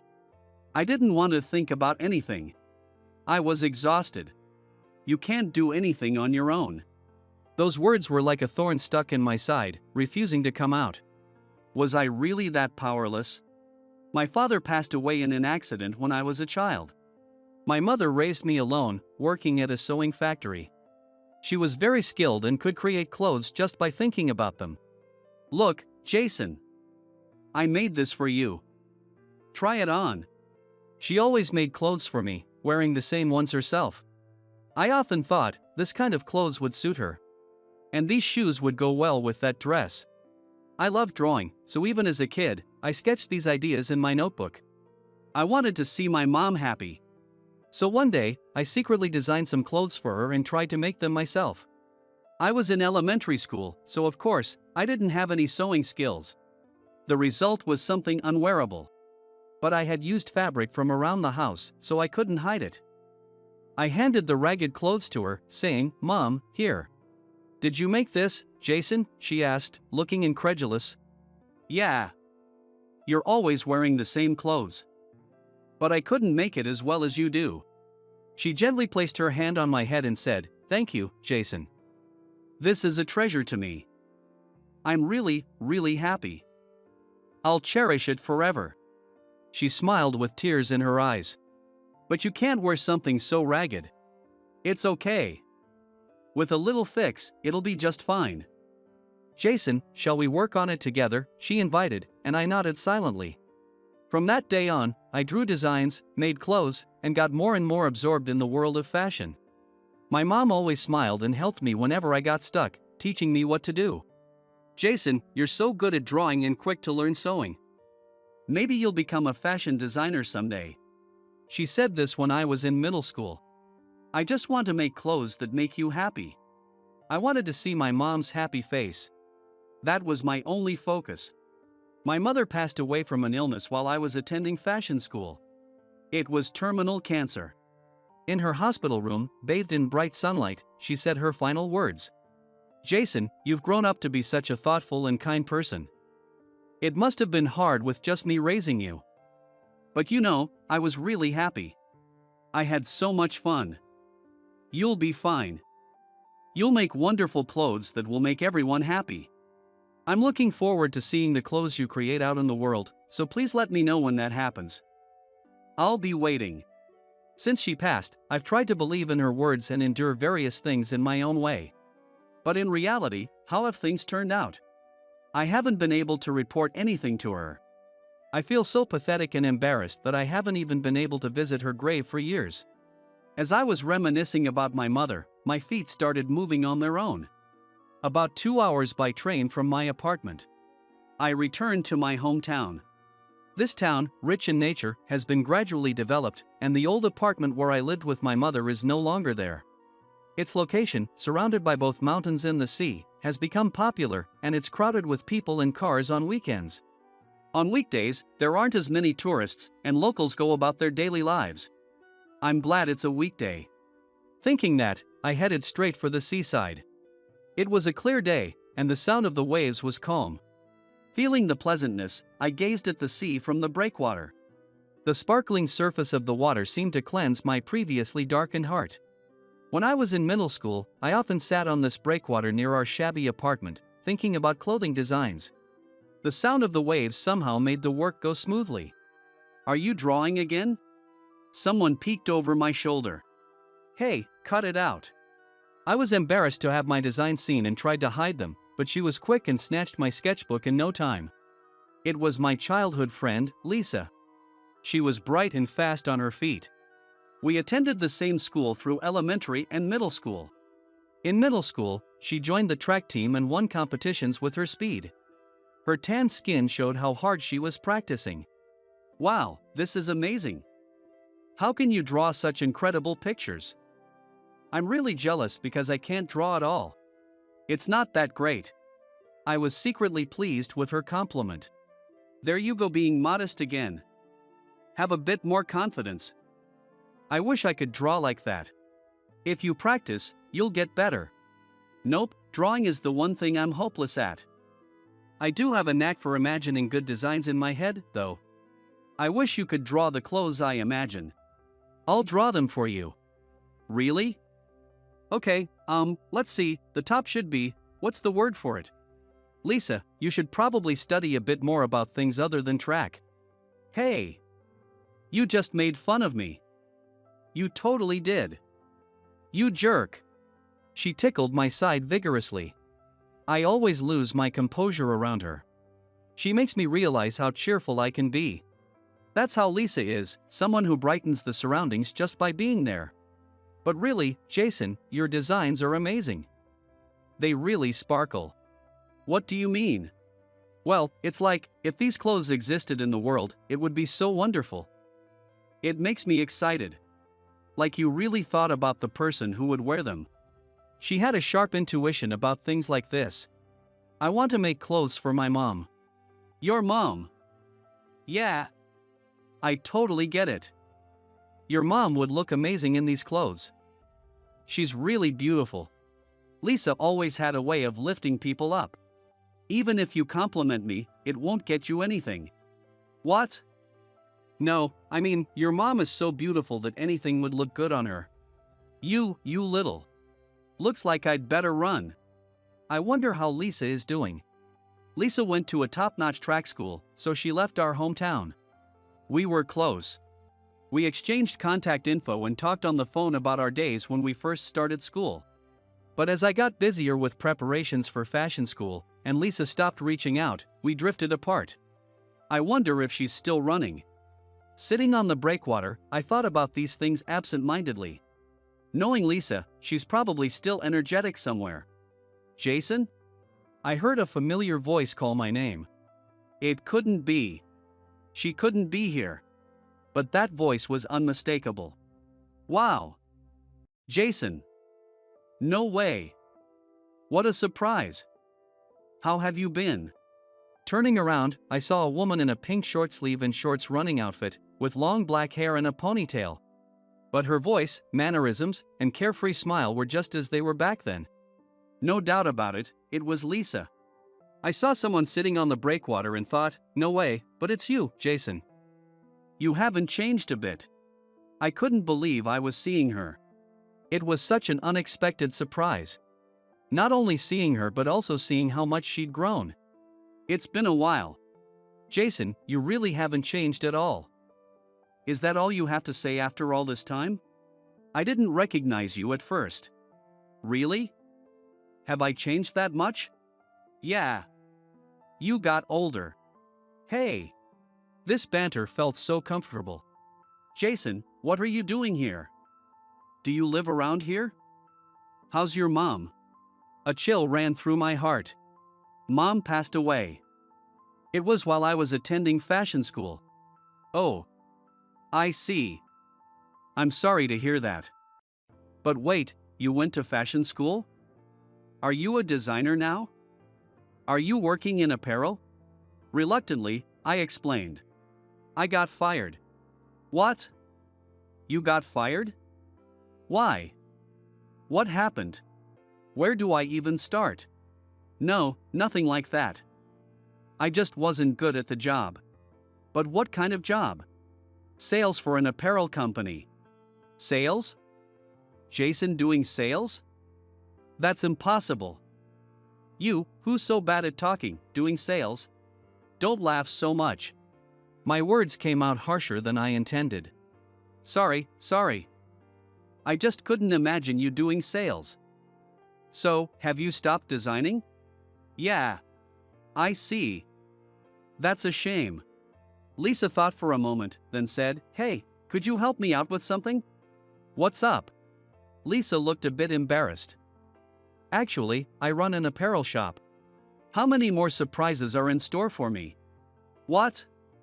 You, Lisa? Yeah, I was embarrassed to say it, but there's no point talking about it here. Come to my shop? I decided to follow Lisa. This is my shop. The sign read Urban Athlete above a stylish, cozy storefront. Inside, shelves covered the walls, displaying rows of shoes. There were clearly more shoes than clothes. The shoes were mainly sneakers and those designed to reduce foot strain, rather than fashionable ones. Come on in. Past a single door was Lisa's workshop, filled with shoemaking tools, molds, and sewing machines. Sorry for the mess. I'll get us some drinks. Have a seat. I sat in the chair Lisa offered and looked around the workshop. In one corner of the room, there were basic appliances like a small fridge and a microwave. Do you make shoes? Yeah, I do. Well, I come up with designs that are athlete-friendly and ask craftsmen to make them. I couldn't believe Lisa was doing this. Surprised? I know, I can't draw, but I could barely make a sample shoe. So, I somehow managed. Lisa sat in another chair, holding a mug in both hands, and started to talk. You know, I went to that top track school in another prefecture, right? Things were going well. I made the regular team for short distance races and participated in competitions. Her hands gripped the mug tightly. But just before the national championships in my second year of high school, I suddenly couldn't walk. Lisa's face twisted slightly. My feet had been hurting for a while, but I thought it was normal and kept practicing with some tape. Then one morning, I couldn't get up. Apparently, overusing my feet affected my back. I had surgery and could walk again, but I couldn't run like before. So, I switched to being a team assistant. I see. That must have been tough. Now I understood why Lisa had stopped contacting me. It was hard, wasn't it? Yeah. I was really down for a while. But I still loved track and field, so I supported everyone. Helping with their running forms and thinking about how to avoid injuries, using my experience as a lesson. I figured there were still many things I could do. I wondered how she felt watching others run so smoothly when she couldn't. Can you run now? Yeah. I can do everything in daily life without any issues. I can even do light jogging.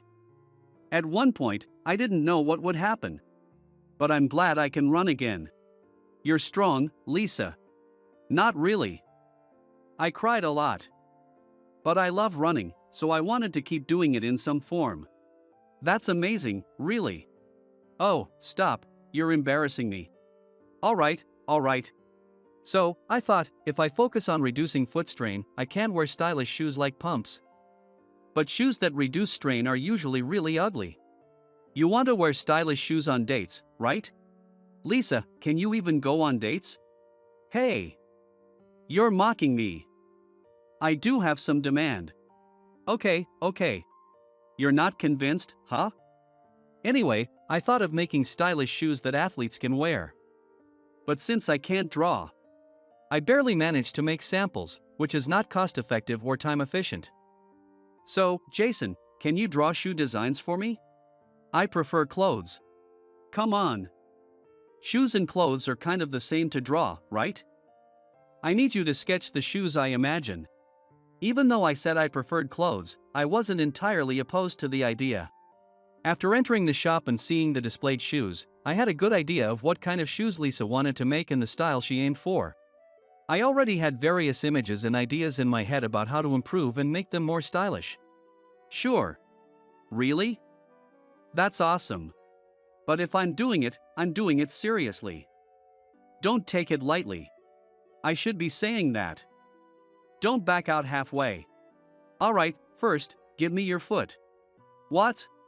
I stood up from my chair, knelt down at Lisa's feet, took off her shoe, and exposed her bare foot. See? If you improve the silhouette around here, the shoe looks much better. Wait, Jason. What? I mean, I was just running, and my feet are dirty. It's embarrassing to have them looked at so closely.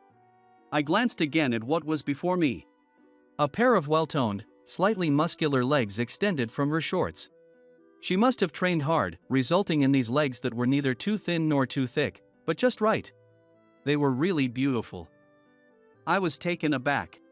What am I thinking? I quickly let go of her foot and stood up. Sorry. No, it's me who should apologize. What were we talking about again? Trying to shake off the awkwardness, I grabbed a shoe mold and started discussing shoe design to forget what just happened. Listening to Lisa's ideas, I began sketching designs on the spot. We exchanged thoughts, tweaking the designs as we went along. This is fun. It's been a while since I felt this way. I felt fulfilled again. Wow. This is amazing. You came up with so many designs in such a short time, and they are exactly what I envisioned.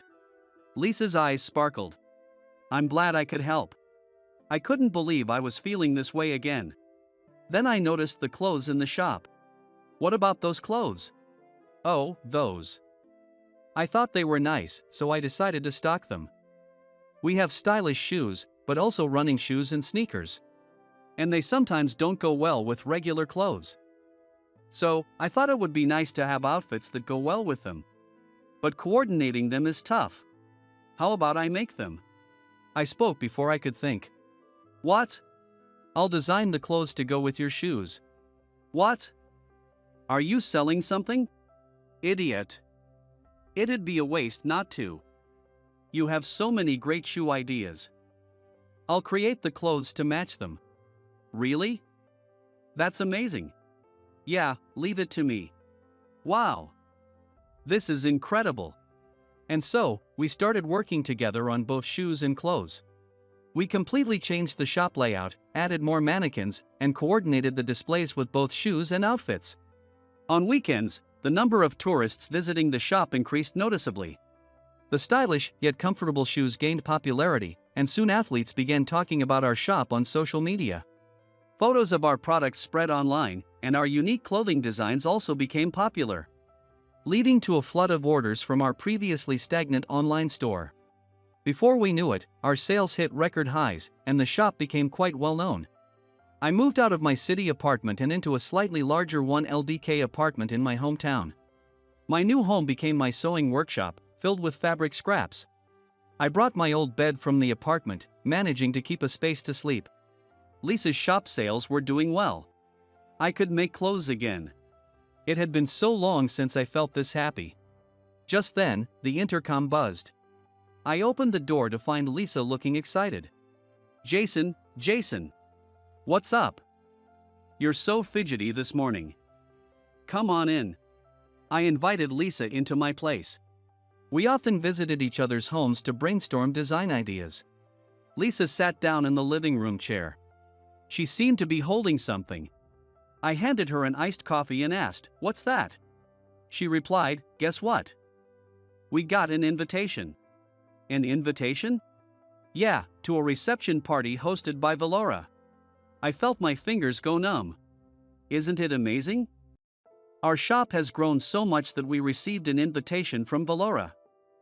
I've had goosebumps ever since I got it. Hey, Jason. Are you okay?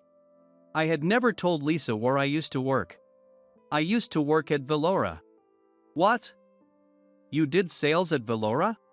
Yeah. I see. I didn't know. Lisa paused for a moment before saying, "Valora must be blind to fire someone like you." Okay, let's skip the party. I expected her to say that. No, let's go. Are you sure, Jason? I'm sure. I'm not the same person I used to be. All right. I couldn't have grown my shop this big without you, Jason.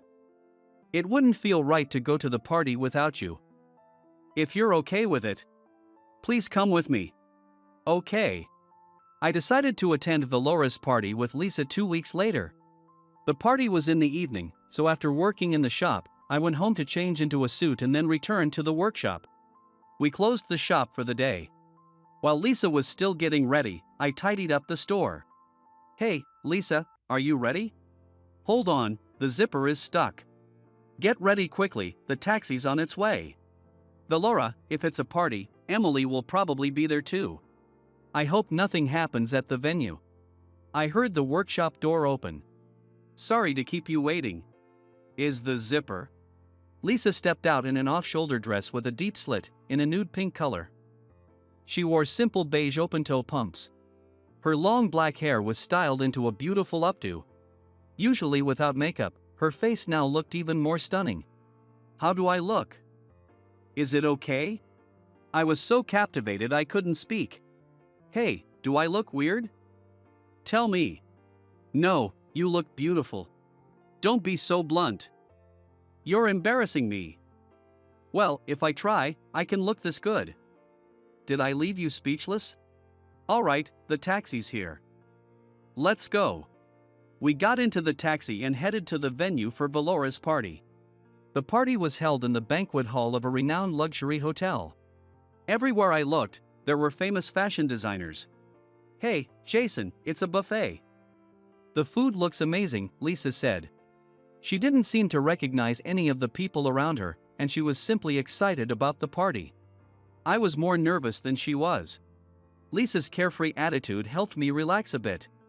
"Don't eat too much, Lisa. That dress shows off your figure." I know. "Oh."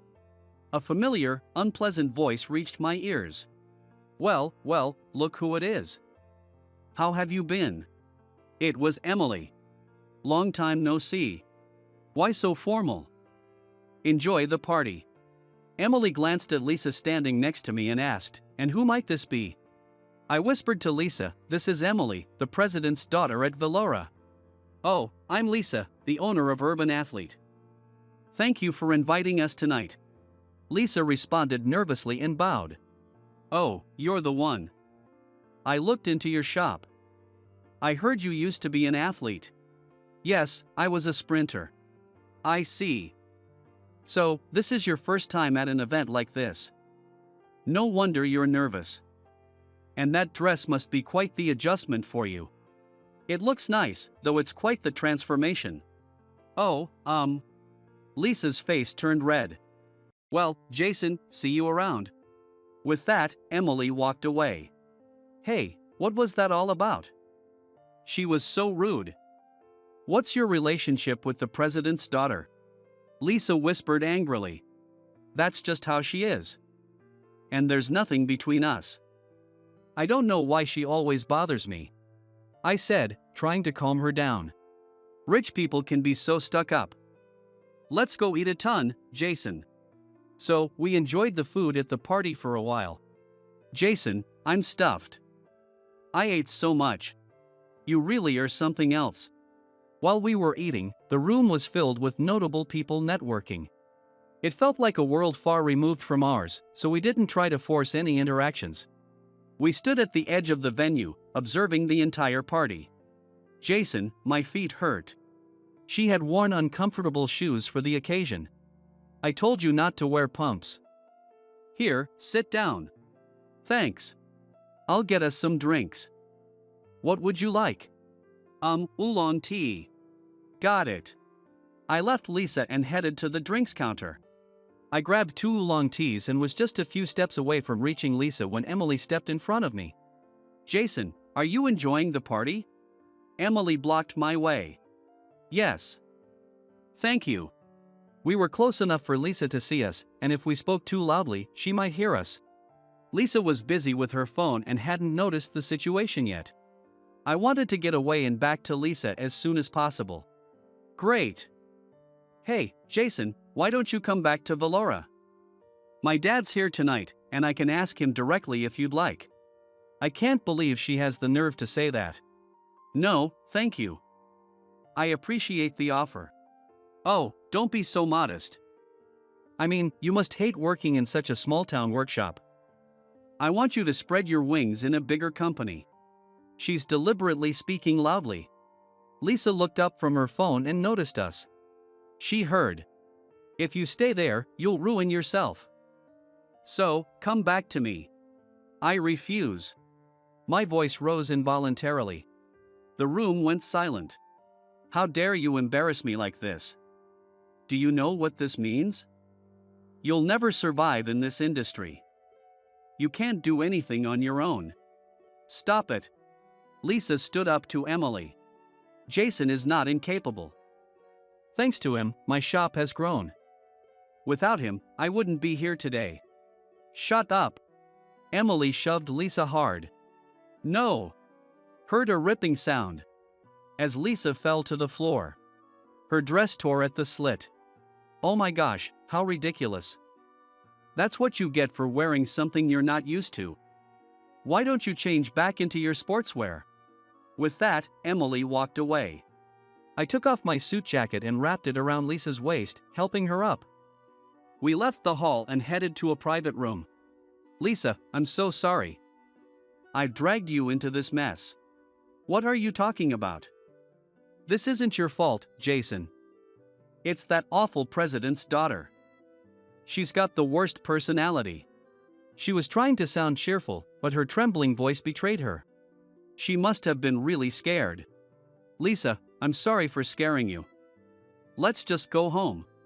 No. Half crying, Lisa insisted. It's so frustrating. Jason, you're amazing. And yet, she said you can't do anything and belittled you. If we leave now, it'll seem like she was right and we're giving up. Tears streamed down Lisa's face. But my dress is torn, and I can't go back like this. We should leave now. I don't care what they say about me. But I can't stand them bad-mouthing you, Jason. I never knew she felt this way. Thank you, Lisa. I couldn't help but hug her as she cried. It's so frustrating. I don't want to leave like this. Her determination moved me deeply. I won't run away anymore. Let's go back. But my dress is ruined. I can't go out like this. I glanced around the room. Don't worry, leave it to me. Good evening, and thank you for attending Velora's party tonight. It was President of Velora, Mr. Smith, giving the opening speech. He was saying the usual pleasantries. We appreciate your ongoing support. The room suddenly buzzed with chatter. The entire venue became noisy all at once. Emily, standing near Mr. Smith, looked toward the source of the commotion. There stood Lisa, being escorted by me. Hey, isn't that the girl who had a fight with the president's daughter? She's wearing a different dress now, right? Wow, that dress is beautiful. Isn't the top part made from the same fabric as her original dress? It's like Cinderella. Lisa's dress had been altered, with the torn part removed and the bottom half refashioned using the curtain fabric from the venue to create a new long dress. A large bow was added to the sleeves, and her hair was styled into a half updo to enhance her elegance. Gorgeous. Impressive. Word of what had happened spread throughout the room, and soon everyone was praising the transformation. Who made this dress? Someone in the crowd asked Lisa. She responded, he did. Jason did. Jason. Is that really you? Among the attendees, there was John, the former project leader from Lux. John. A chill ran through me. The eyes of the crowd and the memory of John's gaze from that time overlapped. I felt dizzy. Was I going to, again? I'm sorry. What? I failed to recognize your talent. That design was yours. I deeply regret what happened. John bowed deeply. Jason? What's going on? Who is this man? Lisa asked. After graduating from fashion school, I joined Lux.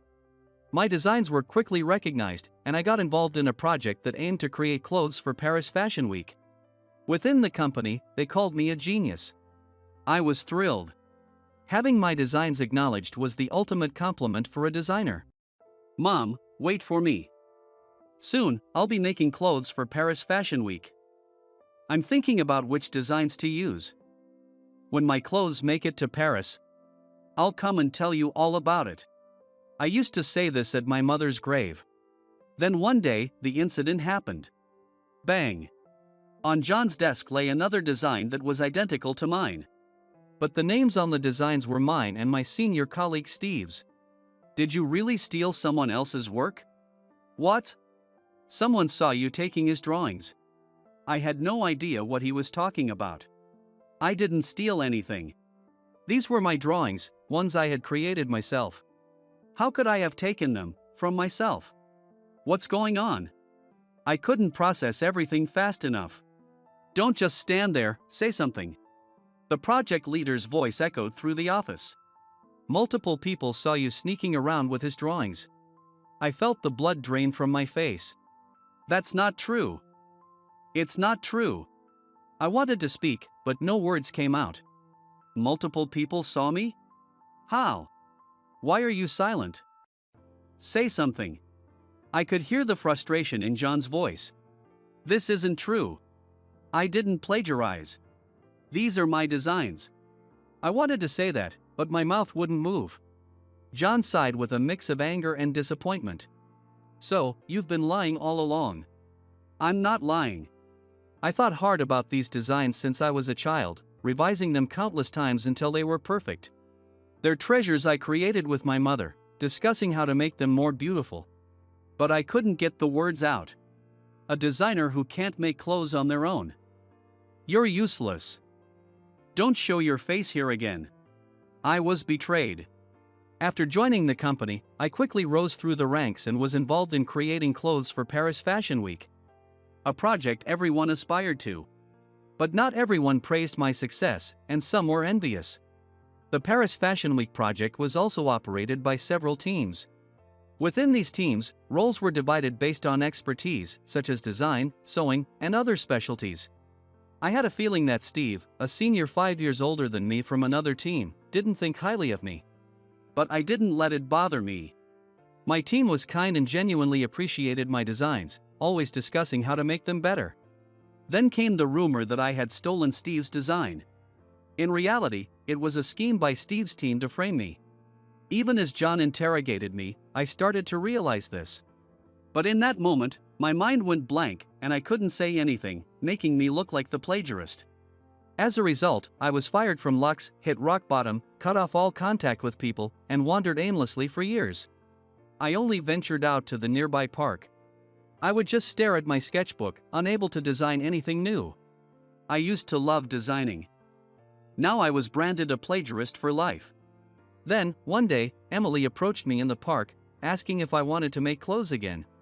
The chance to design once more led me to join Valora, but their mass-market approach didn't suit my desire for originality. Deemed useless, I was relegated to the sales department. It was my fault for not realizing it sooner. When I had them explain the concept behind the design, they couldn't.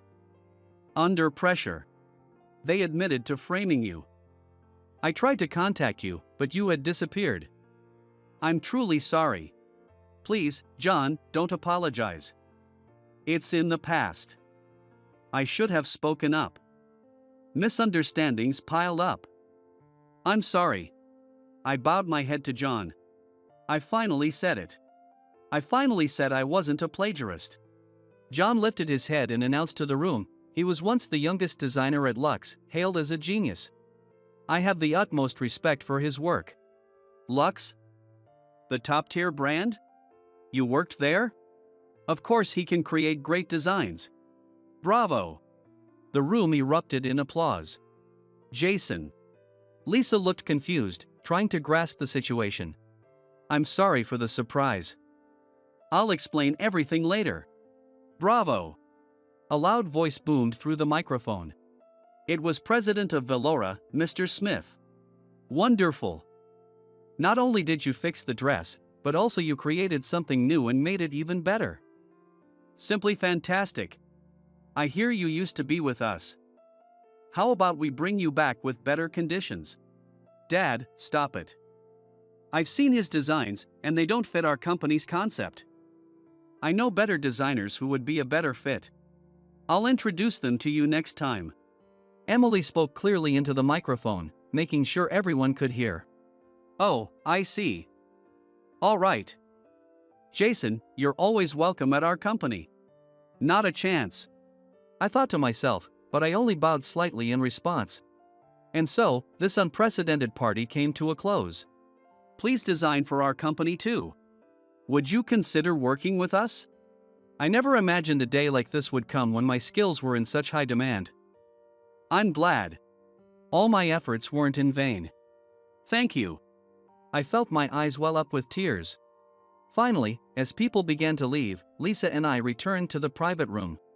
Phew. I'm exhausted. And what the heck, Jason? You're a genius? Well, something like that. Why didn't you tell me? I've been making a genius do assistant work. Now I feel embarrassed.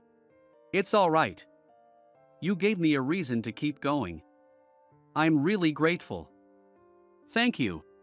Being a genius is fine, but you shouldn't use other people's stuff without permission. We need to apologize to the hotel for cutting the curtains. I hadn't thought about that, being so focused on getting through the moment. You're right. I'll be careful. But hey, this is great. You finally get a fresh start. Yeah. Alright, let's head home. We decided to go home. As we were heading through the lobby, Emily came running up to us. Wait a minute. What do you want? Lisa, already on edge, spoke sharply, but I stepped in front of her to face Emily. What was she going to say? I braced myself.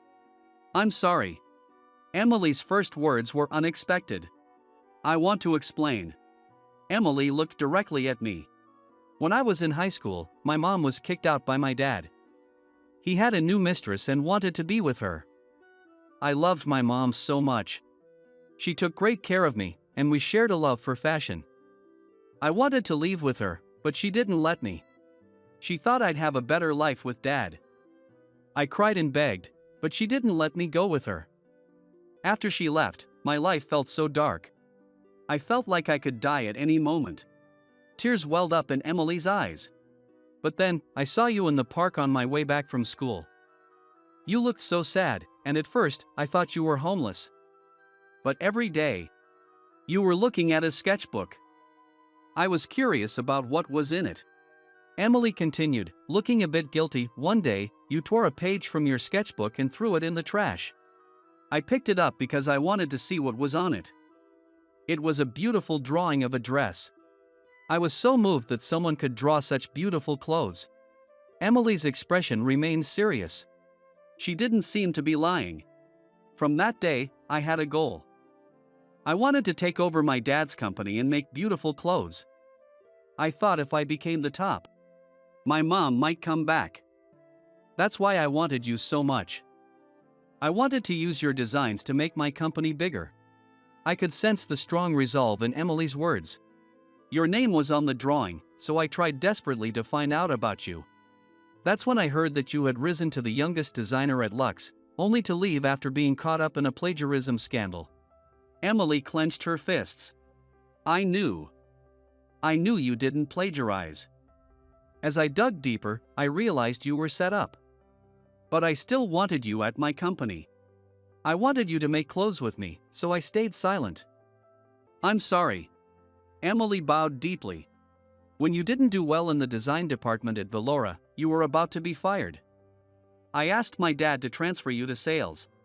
He agreed to keep you if you could prove yourself there. That's why you were sent to sales. After a brief pause, Emily continued, her voice trembling slightly with tears.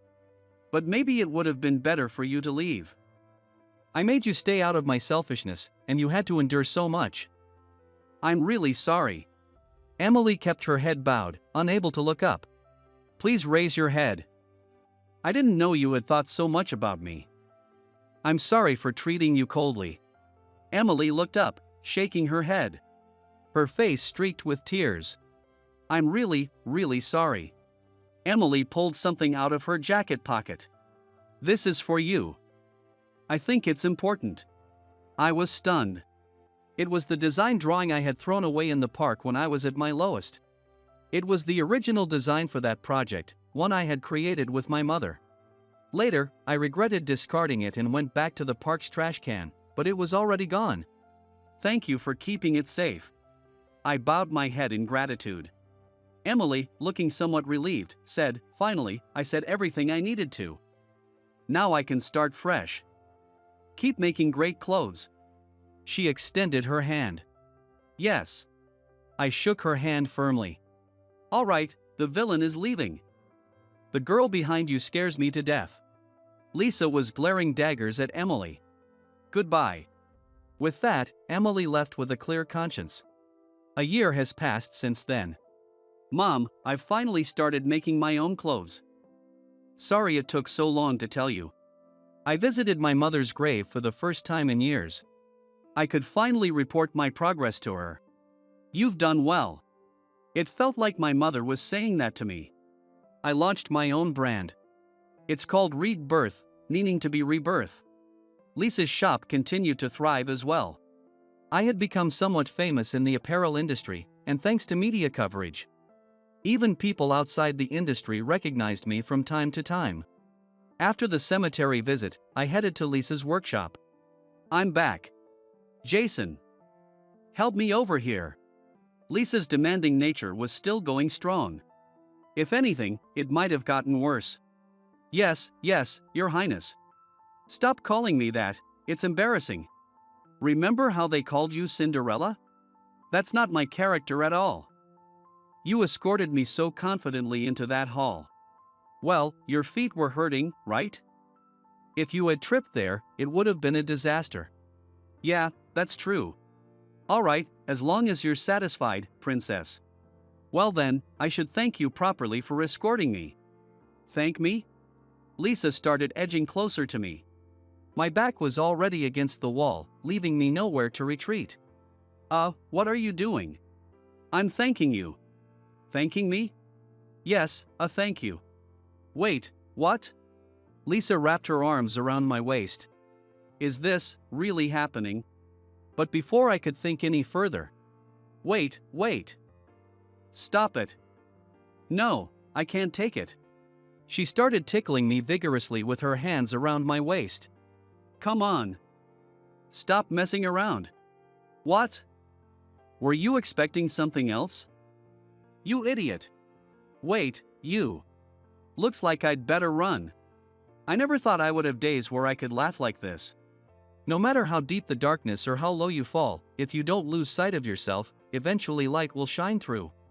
No matter how tough it gets, you should never give up. Just as someone guided me, I hope I can become someone who guides others.